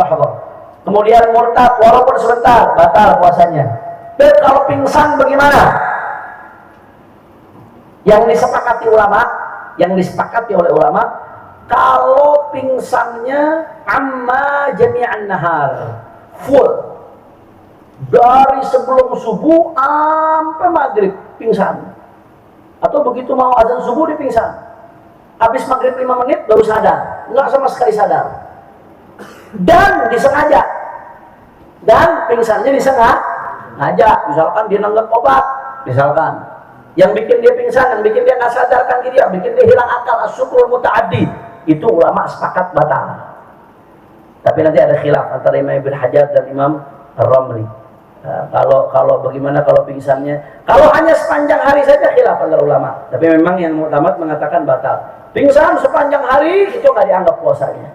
Dari sebelum subuh sampai habis maghrib pingsan, batal. Nggak dianggap puasanya, dianggap tidak puasa. Tapi kalau pingsan tengah hari bolong siang-siang misalkan, tahu-tahu dia pingsan, habis itu nggak lama sadar lagi, dan dia nggak makan nggak minum selama pingsan, maka puasanya sah. Jadi pingsan itu yang membatalkan puasa kalau amma jami'an nahar. Kalau dia dari pagi sampai malam, dari terbit fajar, dari masuk subuh sampai masuk maghrib, total karena pingsan, batal. Tapi kalau nggak seperti itu, kalau cuma sebentar aja pingsannya, puasanya tidak Yang penting dia tidak melakukan hal-hal yang membatalkan puasa secara pingsan. Yang ke-6 di sini, jima, bersubuh itu batal puasanya. Bahkan bukan hanya batal puasanya, dosa besar dan wajib bayar kafarah. Kalau orang jima siang hari bulan puasa, jima dengan sengaja, nanti akan dijelaskan. Nanti akan kita jelaskan. Bukan lagi batal, wajib bayar kafaroh. Udah dosa besar, wajib bayar kafaroh lagi. Nanti akan kita jelaskan, insya Allah. Ada penjelasannya nanti. Nah, jelas atau tidak? Kemudian bukan hanya jima, istimna. Mohon maaf, onani. Kalau ada orang onani, onaninya sendiri hukumnya haram. Kecuali dengan tangan istri. Mohon maaf, ini hukum. Istri dengan tangannya mengeluarkan mani dari suaminya itu boleh. Lagi haid misalkan, nah dia nggak boleh bersubuh, hukumnya haram. Suaminya datang syahwat, maka istri mengeluarkan sperma suaminya dengan tangannya itu boleh. Tapi kalau pakai tangan sendiri haram hukumnya. Dari mana beb haramnya? Dari Al-Quran. Di Al-Quran Allah Subhanahu Wa Taala berfirman, "Walladzina hum li furujihim hafizun." Di Al-Muflihun, orang-orang yang menjaga kemaluannya illa ala azwajihim, kecuali untuk istri-istri mereka, au ma malakat aymanuhum, atau untuk budak-budak mereka, fa innahum ghairu malumin. Kalau yang hanya kemaluannya digunakan untuk istrinya dan budaknya, syahwatnya dilampiaskan ke mereka, mereka tidak tercela karena yang mereka lakukan dibenarkan adalah syariat. Wa man ittaqa wara'a dzalika, barang siapa yang melampiaskan syahwat di luar itu, zina, muqaddimatuz zina, termasuk onani di luar itu, di luar sama istri, di luar sama budaknya. Budak yang sah menurut syariat ya, bukan pembantu, bukan pembantu, orang budak main hajar aja lagi. Ini budak yang sah menurut syariat. Udah nggak ada sekarang budak, udah nggak ada. Dulu masih ada. Islam itu ngapus budak dikit demi sedikit. Dulu perbudakan gencar, bukan hanya di dunia Arab justru diminimalisir dengan Islam. Di Eropa perbudakan lebih dahsyat lagi dulu, sudah. Baru-baru belakangan ini perbudakan selesai di Eropa. Di dunia Islam dari dulu tuh dipangkas perbudakan, sedikit demi sedikit dipangkas oleh Islam, ya kawan. Nah, yang melampiaskan syahwatnya di luar dua ini, di luar istrinya dan di luar budaknya, pelampiasan syahwat apapun jenisnya, itu faulaika humul adun, kata Allah Ta'ala, berarti mereka orang yang melampaui batas, dosa, termasuk orang yang onani. Na'udzubillah min. Ada riwayat, nanti ada orang-orang yang tangannya hamil di hari kiamat. Nah, ada riwayat mengatakan ada orang-orang yang nanti tangannya hamil di hari kiamat, bunting tangannya di hari kiamat. Na'udzubillah min dzalik. Siapa orang-orang yang suka menyetubuhi tangannya sendiri? Itu bunting nanti di hari kiamat. Nah, orang mengeluarkan mani dengan istimna ketika puasa, batal puasanya. Jelas atau tidak? Mengeluarkan mani dengan cara onani batal puasanya. Beb, kalau mimpi junub bagaimana? Mimpi junub itu bukan dikeluarkan, bukan onani, memang keluar sendiri, nggak batal. Siapa yang bisa mencegah dirinya mimpi junub? Nggak bisa dicegah itu. Mimpi junub nggak batal. Tapi kalau dikeluarkan sengaja, hukumnya batal. Jelas atau tidak? Beb, bagaimana kalau ada kasus orang yang udah lost doll? Paham maksudnya lost doll? Baru ngelihat doang udah keluar. Padahal kagak dipegang apa-apa, Beb. Nggak dipegang, nggak dikeluarin, ngelihat udah keluar. Misalkan Toto ngelihat sesuatu yang bikin dia bangkit syahwatnya. Udah lost, udah doll. Baru ngelihat doang udah keluar. Nah, itu tafsir hukumnya. Kalau memang kebiasaan dia baru ngelihat udah keluar, tapi tetap dia ngelihat, ya batal. Lu udah tahu ngelihat keluar, pakai ngelihat lagi. Jelas atau tidak? Walaupun nggak dikeluarin. Tapi kalau orang biasanya ngelihat doang nggak keluar, entah kenapa tahu-tahu dia lemah. Ngelihat keluar nggak berdaya, tahu-tahu saudara lemah. Maka yang seperti itu hukum puasa zahirnya nggak batal, tapi lo dosa ngelihat yang kagak benar. Jelas atau tidak? Paham? Jadi dilihat kebiasaannya. Kalau kebiasaannya dengan cuma ngelihat dia keluar, ya dia batal. Udah tahu begitu, kenapa pakai ngelihat? Tapi kalau biasaannya dia kalau cuma ngelihat doang nggak keluar, maka dia ngelihatnya dosa.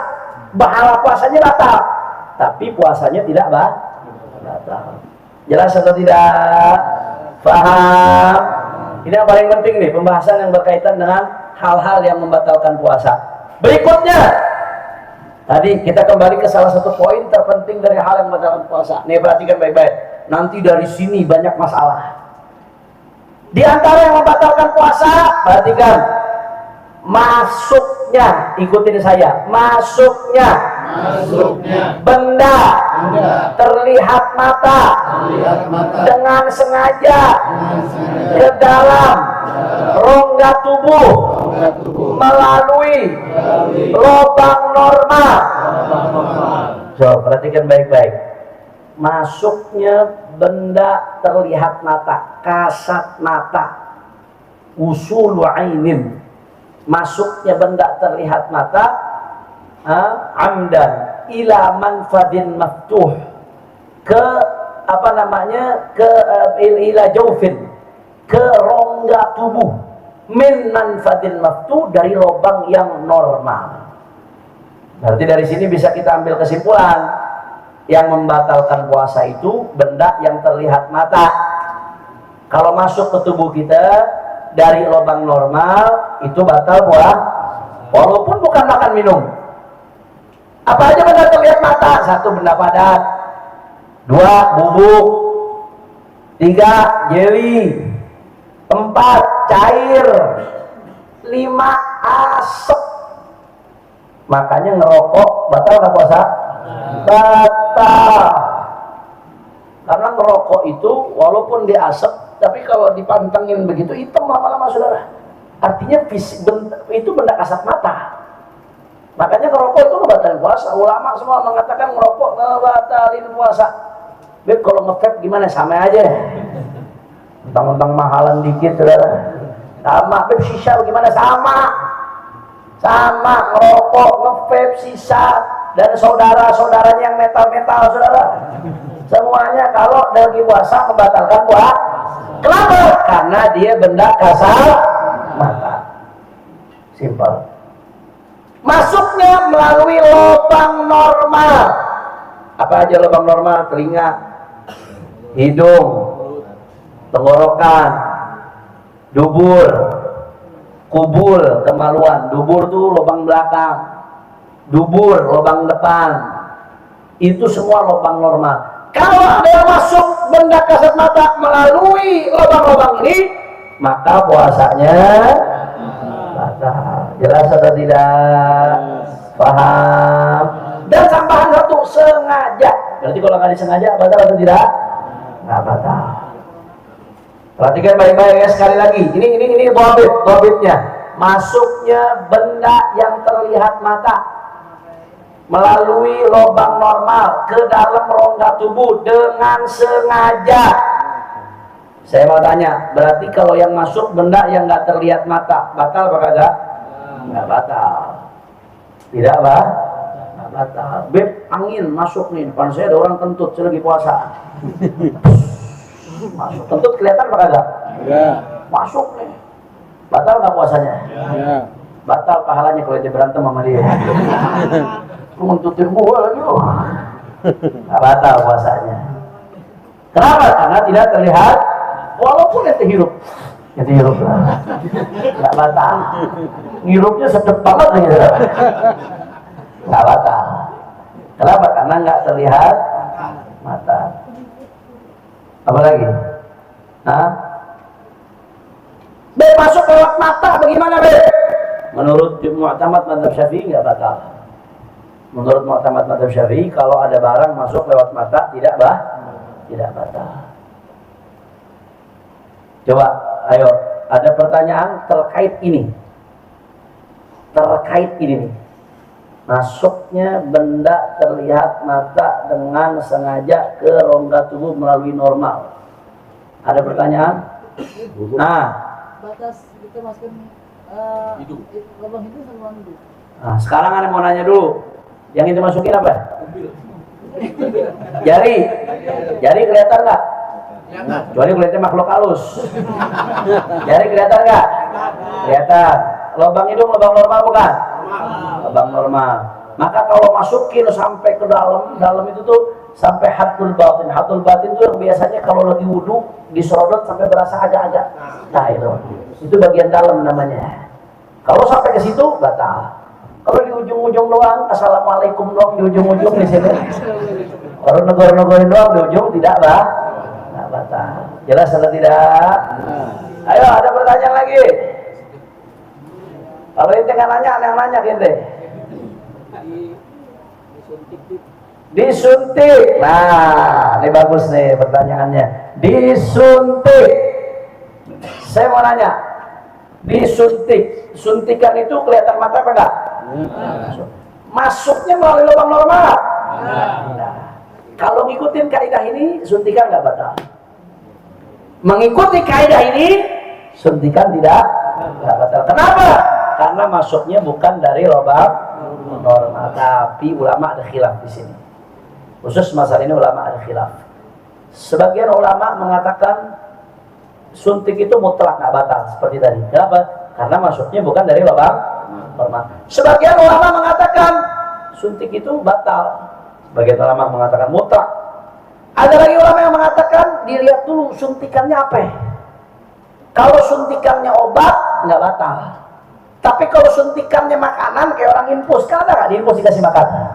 Makanan atau gizi, suntikannya nutrisi, suntikannya gizi kayak orang di infus, dikasih makan, dikasih cairan, dikasih minum. Kalau suntikannya isinya makanan, batal. Kalau suntikannya isinya obat, tidak batal. Ada lagi ulama yang berpendapat begini, tergantung disuntiknya di mana. Disuntiknya di otot, apa di urat. Kalau disuntiknya di urat, batal. Kenapa? Karena ngalir kemana-mana kalau di urat. Tapi kalau suntiknya di otot, nggak batal. Jelas atau tidak? Kalau vaksin biasanya di urat atau di otot? Kadang jauh semua saya mau bayar doang bodoh. Lo kacau lo. Warga negara yang nggak baik gitu. Di urat atau di otot? Setahu saya di otot vaksinnya. Setahu saya di otot, nggak batal puasa tuh. Mutlak nggak batal. Jelas atau tidak? Paham? Tapi kalau ngikutin kaidah ini nggak batal suntik. Ikutin kaidah ini suntik nggak batal. Jelas atau tidak? Tadi ada yang nanya lagi. Itu nanya apa? Yang masalah asap itu. Asap. Asap itu kalau misalkan di jalan kita macet-macet nih. Banyak asap itu dari polusi gitu. Pertanyaan aneh, sengaja nggak tinggal asap? Nggak disengaja. Kalau yang nggak disengaja nggak bisa dihindarin, kagak batal. Kecuali ente berdiri di belakang Kopaja, ente nyerodot asapnya. Masuk rumah sakit jiwa tuh dia. Baru batal. Kalau nggak sengaja kagak batal. Ayo, apa lagi yang berkaitan dengan ini? Obat tetes mata. Tadi Anda udah jelasin. Mata itu termasuk lubang normal atau bukan? Bukan. Maka pakai obat tetes mata tidak batal. Walaupun ada rasa di sini. Iya. Ya kan? Biasanya kalau obat tetes mata ada rasa di tenggorokan tuh kagak batal. Tapi menurut Imam Ghazali batal. Dan banyak ulama kontemporer mendukung pendapat Imam Ghazali. Imam Ghazali punya pendapat unik. Nih perhatikan baik-baik. Ini ilmu nih. Saya kasih. Ini keluasannya pemikiran ulama. Imam Ghazali ini selain ahli tasawuf, ahli fikih, ahli usul fikih, ahli teologi, ahli ilmu kalam dan sebagainya, ternyata beliau ngerti yang namanya anatomi tubuh. Imam Ghazali mengerti anatomi tubuh. Kata Imam Ghazali, kuping itu bukan termasuk lubang yang bisa tembus ke dalam. Kata Imam Ghazali. Sedangkan mata justru itu lubang yang bisa tembus ke dalam. Kata Imam Ghazali. Jadi sebaliknya, kalau jumhur mazhab Syafi'i, ulama Syafi'i umumnya mengatakan kuping itu termasuk lubang normal yang bisa tembus ke dalam. Betul apa kagak? Mata kagak. Itu menurut mayoritas mazhab Syafi'i. Imam Ghazali enggak, sebaliknya kata Imam Ghazali. Kuping itu justru adalah lubang normal, bukan lubang normal yang bisa tembus ke dalam. Mata itu adalah lubang normal yang tembus ke dalam. Ini pendapat sekian ratus tahun berjalan, pendapat Imam Ghazali. Ini dianggap pendapat yang tidak kuat dalam mazhab Syafi'i. Ternyata di dunia kedokteran modern terungkap. Sebagian ahli medis di modern mengungkap bahwasanya ternyata di mata itu ada saluran yang bisa tembus ke dalam tubuh kita ya kawan. Justru di kuping yang nggak tembus sampai ke dalam. Dahsyat nggak ulama kita? Itu pendapat Imam Ghazali dan dikuatkan oleh penemuan medis modern. Pendapat Imam Ghazali. Artinya Imam Ghazali udah nguasain anatomi tubuh di tahun 500-an Hijriah. Dia udah paham sampai sedetail itu. Sallu ala Nabi Muhammad. Jangan main-main nanti semua ulama, jangan main-main semua ulama ikhwan. Nah, jadi bagaimana biar kembali ke tetes mata deh? Pakai apa kagak? Selama bisa dihindarin nggak usah. Khurujan minal khilaf. Tapi kalau ente misalkan udah nggak kuat nih, mata udah kelilipan, udah merah, mata merah karena iritasi ringan, ya minum Insto, saudara. Bukan minum, tetesin, saudara. Teteskan Insto. Mata merah, tetesin Insto. Tapi selama bisa dihindari, lebih baik dihindari.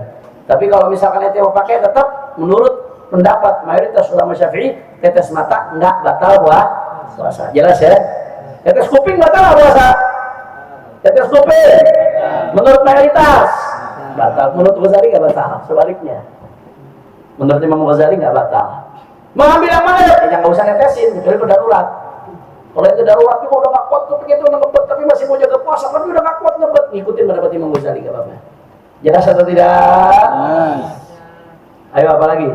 Ibu-ibu Beb, karena sudah masak dan nyobain. Nyicipin. Nyicipin. Ibu-ibu nyicipin. Nyicipinnya dikit tapi satu centong. Nyicipin sedikit tapi. Dikit. Nyicipin itu nggak batal, yang penting jangan ditelan. Tapi hukumnya makruh. Nyicipin nggak batal karena nggak masuk ke dalam. Cuma di ujung doang, masuk nggak ke dalam. Kan yang batal yang masuk ke dalam. Nah, cuman hukumnya makruh. Kenapa makruh? Karena potensi masuk. Jelas? Apalagi? Ayo, cepetan. Di sebelum kita lanjut, gosok gigi. Nah, ini bagus pertanyaannya. Saya bicara hukum siwak dulu. Siwak itu hukumnya bagi orang yang puasa, hukumnya tetap sunnah sampai waktu zuhur. Sampai waktu zuhur. Setelah zuhur sampai maghrib, hukumnya makruh siwak.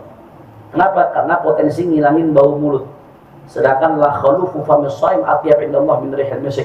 Bau mulutnya orang puasa itu bagi Allah lebih wangi daripada wangi misk.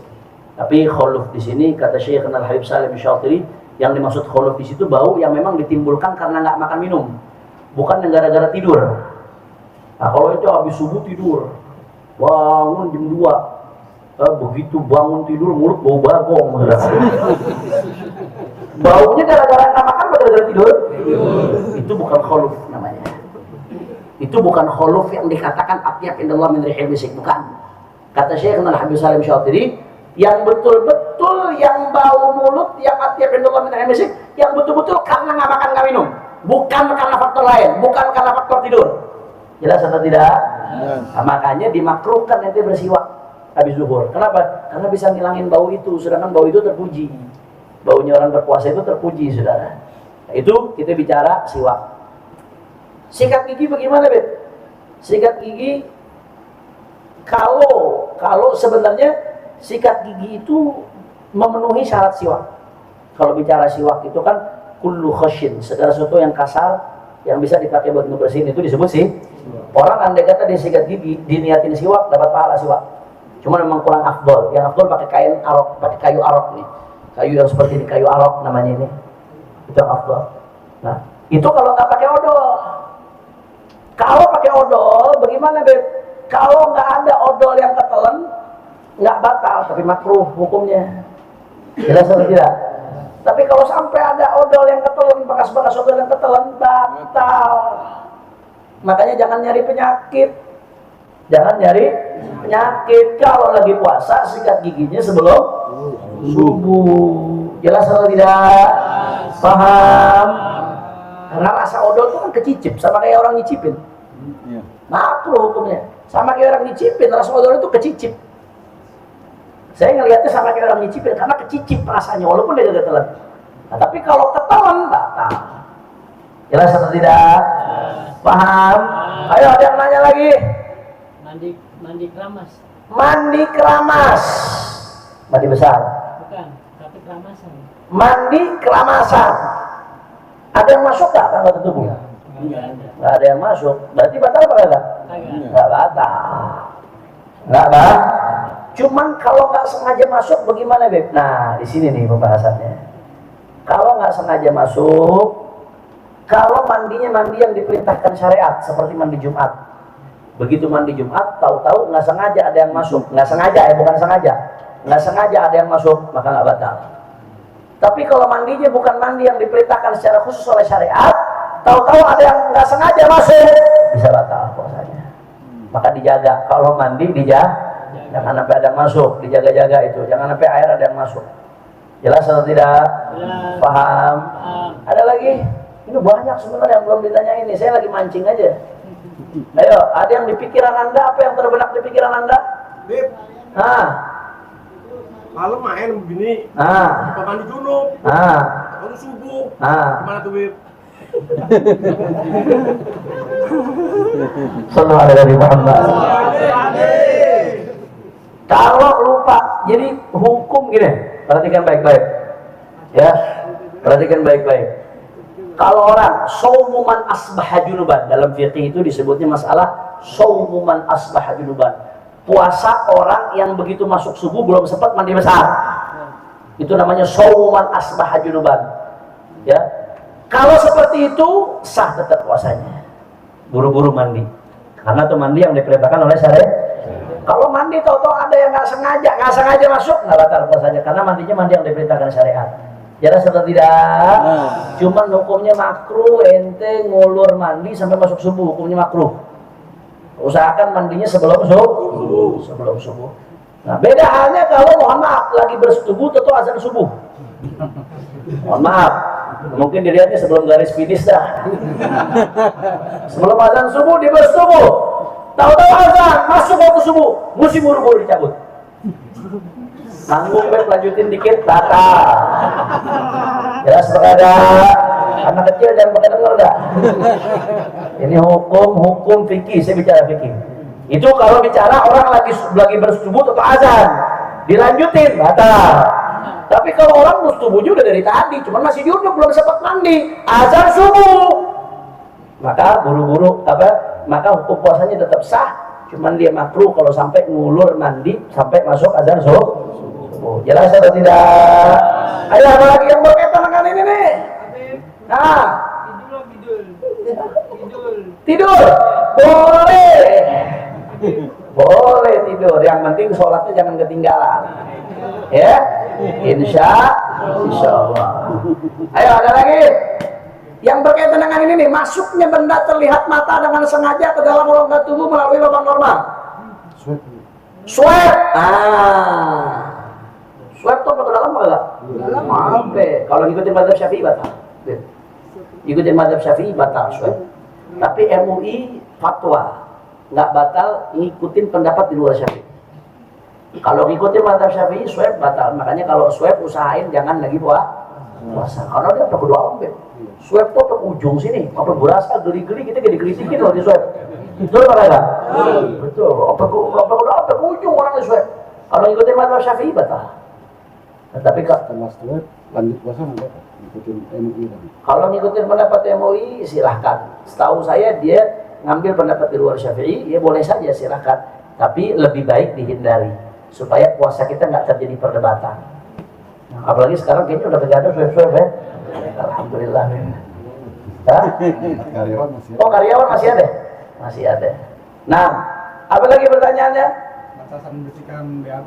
Batasan membersihkan buang air besar. Batasan bersihin buang air besar. Ini bagus nih pertanyaannya. Nggak usah sampai ngobok-ngobok ke dalam.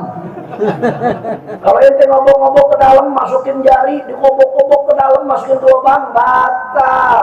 Kenapa? Karena masukin benda kasat mata, tangan kasat mata nggak? Lubang lubang terbuka nggak? Lubang normal terbuka, batal. Maka kalau bersihin BAB, ngikutin syariat. Ajaran syariat tuh nggak ngajarin ente ngobok-ngobok begitu. Syariat diajarin pakai apa ya? Perut daripada jari tengah. Itu udah bersih nanti, itu nggak batal. Kalau dikobok-kobok selain bisa menyebabkan penyakit, malah jadi ragu nanti makin ragu, makin dikobok, makin ragu, makin dikobok, bau tangan lo akhirnya sudah. Udah bau tangan, batal lagi sudah. Kenapa? Karena ceboknya nggak ngikutin cara syariat. Cara syariat ngikutin cukup pakai ibu jari tengah, bersih, habis itu aja siram pakai air bersih. Jelas atau tidak? Paham? Kalau apa dikobok-kobok batal, masukin ke dalam. Apalagi tadi ada mulanya lagi tadi. Itu batasan membersihkan telinga. Ya kalau ngikutin ngikutin mazhab Syafi'i yang mu'tamad tadi, telinga termasuk lubang terbuka. Kalau ngebersihin sampai ke dalam-dalam ya batal. Ngebersihin sampai ke dalam-dalam batal. Ikutin mazhab Syafi'i. Dia apa ke dalam colok pakai apa? Tatan bat. Colok sampai ke dalam-dalam sampai berasa geli-geli itu kan dalam tuh. Itu orang dalam tuh. Dalam batal. itu masukin benda kasat mata ke dalam lubang normal, kecuali ikutin pendapat Imam Ibnu Ghazali. Nah, tapi lebih baik dihindari. Kalau mau ngebersihin cukup luar-luar aja. Yang zahir, yang nampak nih, yang kelihatan cukup luar-luar. Kalau anda ke dalam batal. Jelas atau tidak? Patokannya nih, patokannya. Saya ngajarin patokannya. Masuknya benda terlihat mata dengan sengaja ke dalam rongga tubuh melalui lubang normal. Ayo, apa lagi? Hah? Berenang. Berenang. Kalau sampai ada yang masuk batal, maka jangan nyari penyakit. Puasa-puasa berenang deh. Kalau nggak masuk nggak batal. Tapi kalau sampai ada yang masuk batal. Biasanya ada yang masuk nggak pernah. Saya kuping kemasukan apa segala macam. Nah, hindarin, jangan. Kalau ada yang masuk batal. Kalau nggak masuk nggak batal. Jangan nyari penyakit, kan teman nyari penyakit. Apa lagi? Apa lagi? Kentut dalam air. Kentut ya. Kentut dalam air. Saya tahunya di lagu adanya smoke on the water. Rokok dalam air. Kentut dalam air ada yang masuk apa enggak tuh kira-kira? Saya gak tahu, udah coba deh. Pokoknya patokannya nih, kalau ada yang masuk berarti nah, kalau nggak ada yang masuk berarti kagak. Mumpung belum puasa kita coba deh kentut dalam air. Uang dari sini berendam di bak, belebok. Kalau masuk batal, kalau nggak masuk berarti nggak batal. Ayo apa lagi? Ya ada hal yang mendasar tapi dia orang lupa tanya. Nah, ini Ustaz Haris tanya nih. Ustaz Haris ada kasafnya juga beliau nih. Karena barusan mau ngomong ini. Nawalan ludah. Ludah kelihatan nggak? Wah kelihatan. Itu ludah makhluk halus. Ludah kelihatan air. Masuk lubang tenggorokan, lubang normal udah. Nelen ludah batal kalau nelen ludah tidak batal. Nelen ludah tidak batal dengan syarat. Satu, ludahnya nggak bercampur dengan hal lain. Kalau dia bercampur dengan benda asing, kemudian dengan sengaja ditelan batal. Ada sisa kacang misalkan, bekas sahur. Udah tahu ada sisa kacang, tetap ditelan batal. Jelas atau tidak? Yang kedua, ludah nggak batal dengan syarat tidak bercampur dengan najis. Maka kalau ada orang misalkan gusinya berdarah, darah najis apa kagak? Udah tahu gusinya berdarah, bercampur sama ludah, ludahnya ditelan batal. Yang ketiga, ludahnya belum keluar dari area mulut. Kalau ludah udah keluar dari area mulut, kemudian ditelan batal. Area mulut apa ya? Di dalam mulut nih. Kalau misalkan tuh udah keluar sampai merahnya bibir, atau keluar sampai kemari disulut, batal. Jelas atau tidak? Jadi lawan ludah nggak batal dengan 3 syarat. 1, ludahnya suci. 2, ludahnya nggak bercampur dengan benda asing. 3, ludahnya belum keluar. Kalau ludahnya udah keluar, baru diserodot, batal. Jelas atau tidak? Paham? Boleh dikumpulin di dalam mulut. Udah banyak, udah. Sampai mulut berembek begini. Habis itu ditelan, batal apa nggak batal? Yang penting nggak melanggar 3 syarat tadi. Jelas atau tidak? Nah, ada lagi? Rayak. Nah, rayak beda hukumnya meludah. Rayak itu kalau tergantung, udah sampai kemana itu rayak? Rayak kan meludah beda apa nggak? Beda. Rayak itu lendir. Nah, tergantung. Kata ulama ada namanya haddul zahir, ada haddul batin. Haddul zahir itu makhraj huruf kha. Coba sama-sama ucapin kha. Kha. Berasa nggak keluarnya kha di mana? Di atas, di pongkol tenggorokan. Kha. Nah kalau rayak udah sampai situ, wajib dikeluarin. Nggak boleh ditelan, wajib dikeluarkan. Tapi kalau rayaknya masih di haddul batin, makhraj ha. Coba ucapin ha besar. Ha. Itu sepakat ulama. Baru sampai situ telan lagi nggak masalah. Atau bagaimana kalau makhraj ha? Ha itu tengah-tengah antara kha dengan ha. Ha kecil. Coba ucapin ha. Ha. Tengah-tengah adanya ha. Itu khilaf antara ulama. Menurut Imam Nawawi itu termasuk haddun zahir. Menurut Imam Rafi'i termasuk haddun batin. Kalau haddun batin ditelan di situ kagak batal berarti. Ya, kalau menurut Imam Nawawi batal ditelan dari situ. Jelas atau tidak? Kalau mau aman bagaimana? Ya reak keluarin udah, jangan ditelan-telan, keluarin. Jelas atau tidak? Ada lagi? Apa? Suntik udah tadi. Buat ente boleh. Buat ente boleh. Belakangnya. Iya. Enggak membatalkan. Yang penting bukan mubalaghah. Paham mubalaghah tadi yang Anda sebutkan? Kalau di luar puasa, kalau wudu bagian mulut madu-madu sunnah mubalah. Puluk dikeluarin gitu. Itu di luar puasa. Kalau orang lagi puasa, ketika wudu sunnah tetap kumur-kumur, tapi cukup di ujung-ujung doang kumur-kumurnya. Nggak disunahkan mubalaghah. Kalau sampai tetap mubalaghah, kemudian nggak sengaja ketelan, batal. Karena kenapa? Udah dibilangin jangan mubalaghah, tetap mubalaghah. Jelas atau tidak?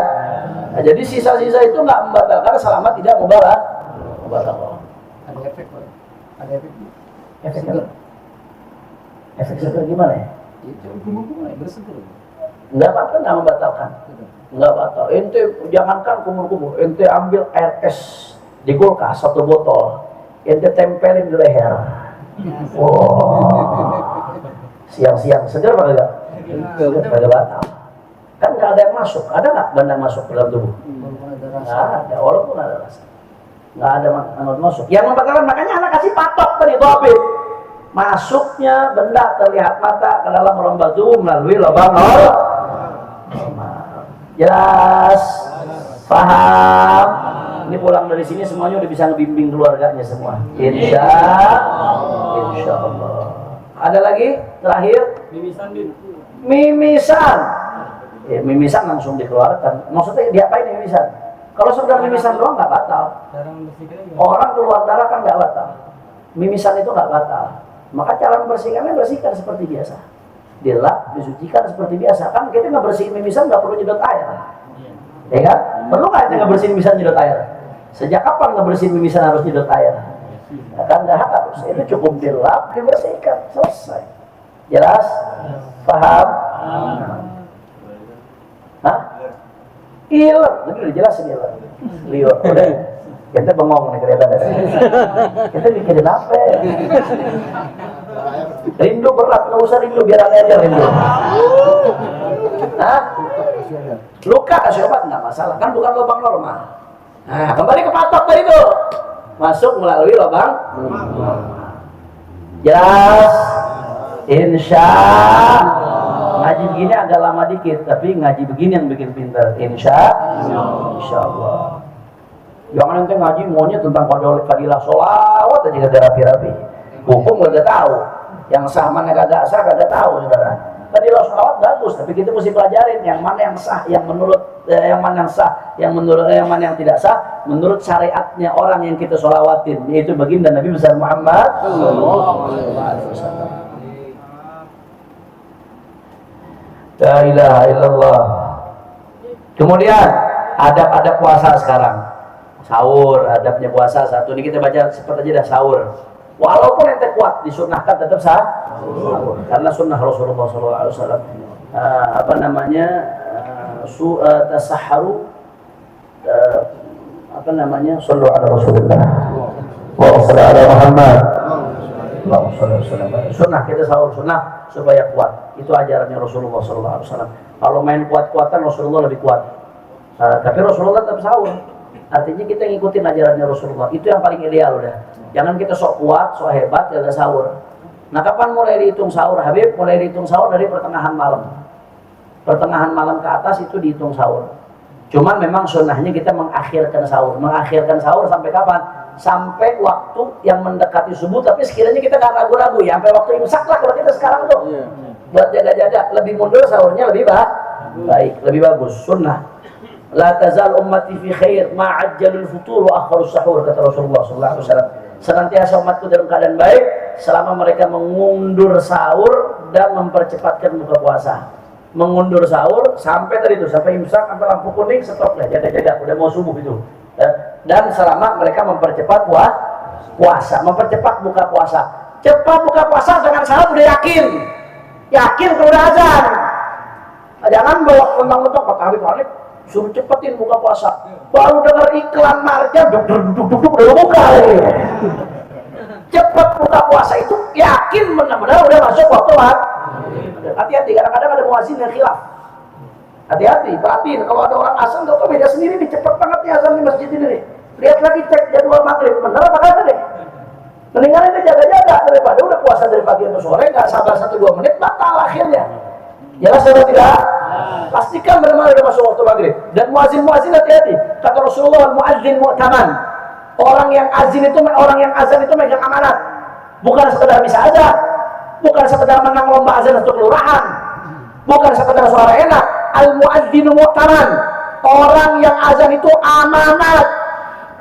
Di tangan dia keabsahan puasa orang bergantung. Di tangan dia keabsahan sholat orang bergantung. Maka jangan sembarangan main buru-buru muazzan padahal belum masuk waktu. Haram kalau sampai bikin orang akhirnya jadi puasa batal sebelum waktunya, ya kan? Jelas atau tidak?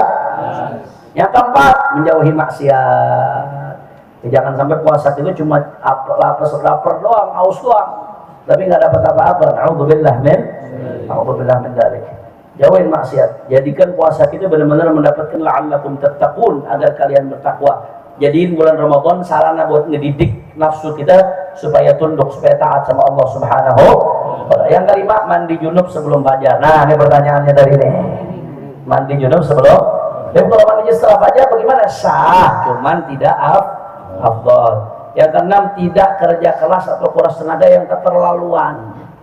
Nah, kalau kuras tenaga yang keterlaluan, yang berlebihan, ini nggak bagus juga, jangan, bisa bikin batal. Nah, yang ketujuh, tidak mencicipi makanan. Nah, mencicipi makanan hukumnya makruh. Ini adab nih, adab puasa. Yang kedelapan, berdoa saat berbuka. Nah, ini catatan baik-baik nih, perhatiin nih. Doa puasa, buka puasa apa? Allahumma laka sumtu wa bika amantu wa ala rizqika aftartu birahmatika ya arhamar rahimin. Itu dibacanya setelah makan, setelah buka, setelah batal, bukan sebelum batal bukanya. Kalau sebelum batal begitu azan apa bacanya? Baca bismillahirrahmanirrahim. Baca Allahumma barik lana fima razaqtana wa qina adzabannar. Habis itu batalin pakai korma, jangan lupa batalinnya. Sunnahnya Rasulullah SAW. Ini dapat anugerah Ramadan berkah Rasulullah. Jangan begitu buka puasa Rasulullah itu lupain.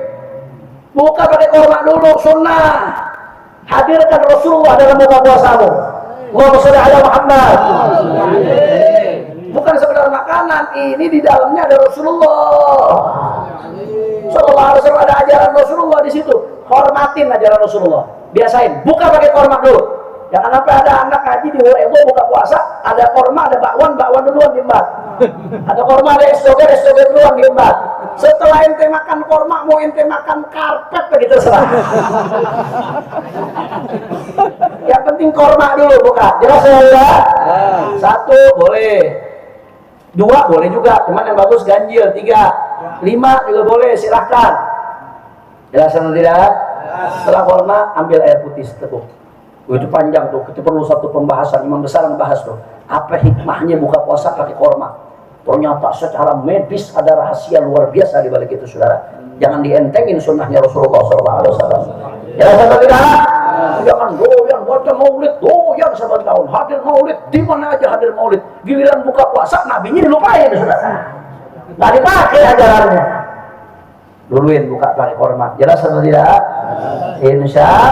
Kembali ke pembahasan soal doa. Buka bismillahirrahmanirrahim. Allahumma barik lana fima razaqtana wa qina adzabannar. Setelah itu ambil korma 3 biji misalkan, minum air putih. Setelah itu baru baca Allahumma laka sumtu wa bika amantu wa ala rizqika aftartu bi rahmatika ya arhamar rahimin. Ada lagi doanya, zahabadh dhama. Ikuti saya, zahabadh dhama wa qallatil uruq wa thabatal ajru insyaallah.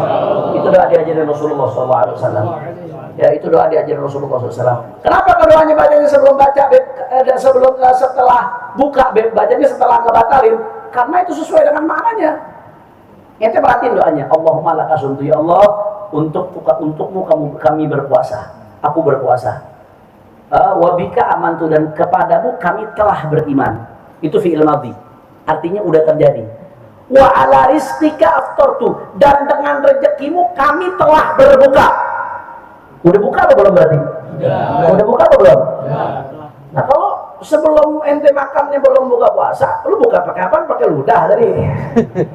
Itu setelah buka, dan dengan rezekimu kami telah berbuka. Berarti bukanya udah belum? Udah. Jelas atau tidak? Paham?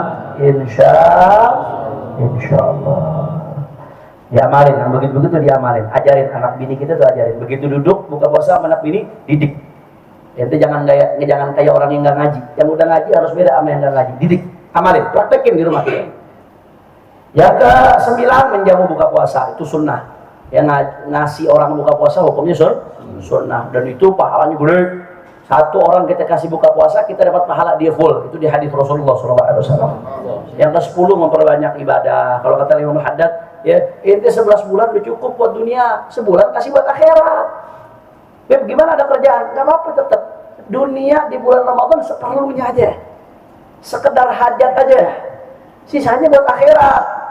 Jelas atau tidak? Banyakin ibadah. Ini bulan Ramadan, pahala sunnah dilipat gandain, pahala wajib dilipat gandain 70 kali lipat. Pahala sunnah seperti pahala wajib, dahsyat luar biasa ya kawan. Terus waktu begini ente sia-siain aja, yang benar aja, gitu. Betul ya? Udah cukup 11 bulan buat dunia. Nah, saya ada satu hal yang saya mau ingetin. Masalah bukber. Ini hati-hati, saya mau ingetin ini.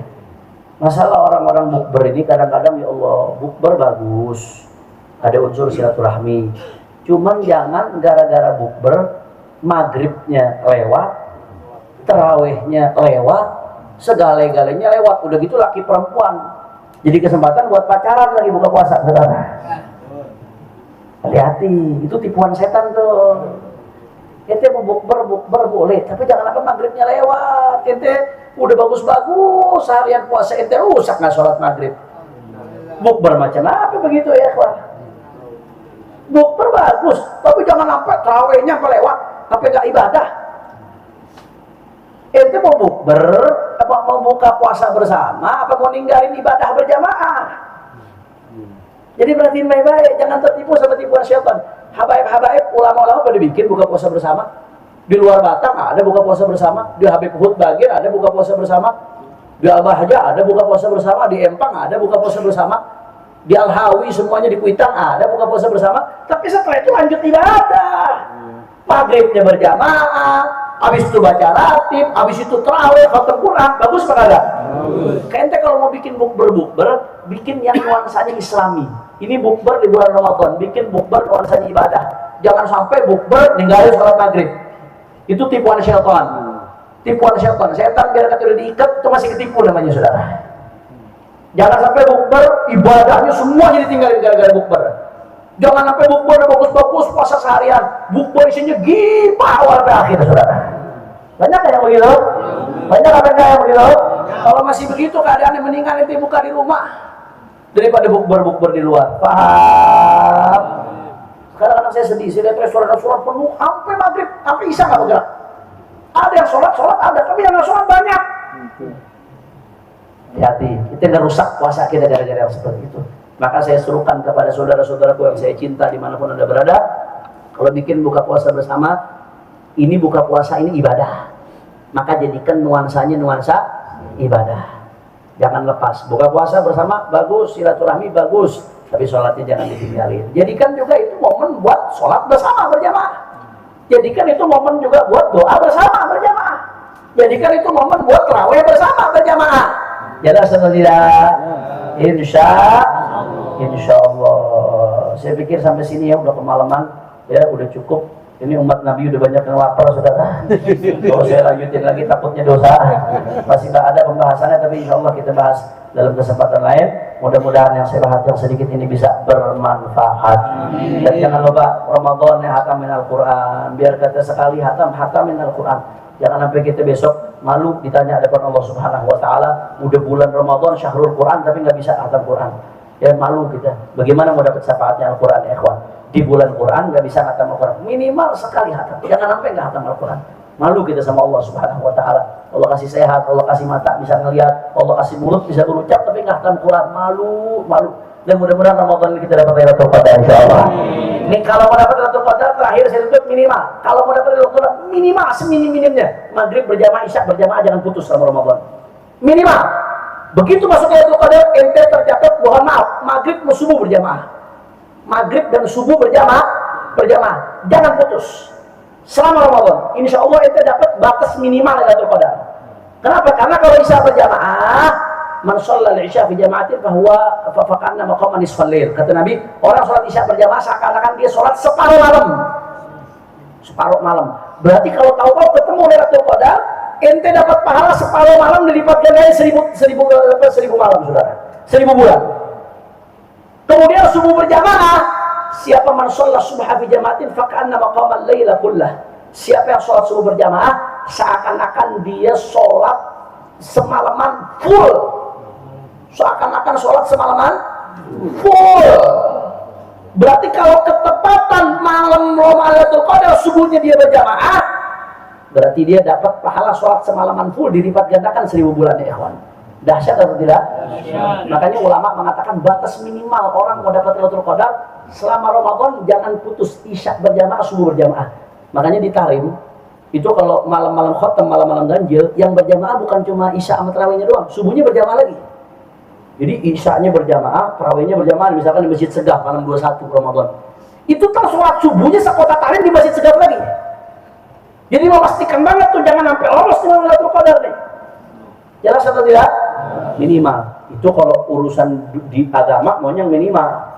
Urusan dunia maunya maksimal, itu minimal. Masa ente ridho dapat minimal doang? Paling enggak tarawihnya jangan lepas, baca Qurannya jangan lepas. Kapan Lailatul Qadar, Beb? Kemungkinan besar di malam-malam ganjil 10 malam terakhir. Tapi bisa aja di 10 malam terakhir yang bukan ganjil. Tapi bisa aja di malam manapun di Ramadan, kata Imam Haddad. Mungkin aja malam Lailatul Qadar malam pertama. Mungkin aja malam Lailatul Qadar malam kedua. Nggak ada yang tahu rahasianya. Memang umumnya di malam 10 malam terakhir. Tapi bisa aja di 10 malam kedua, di 10 malam pertama, nggak menutup kemungkinan.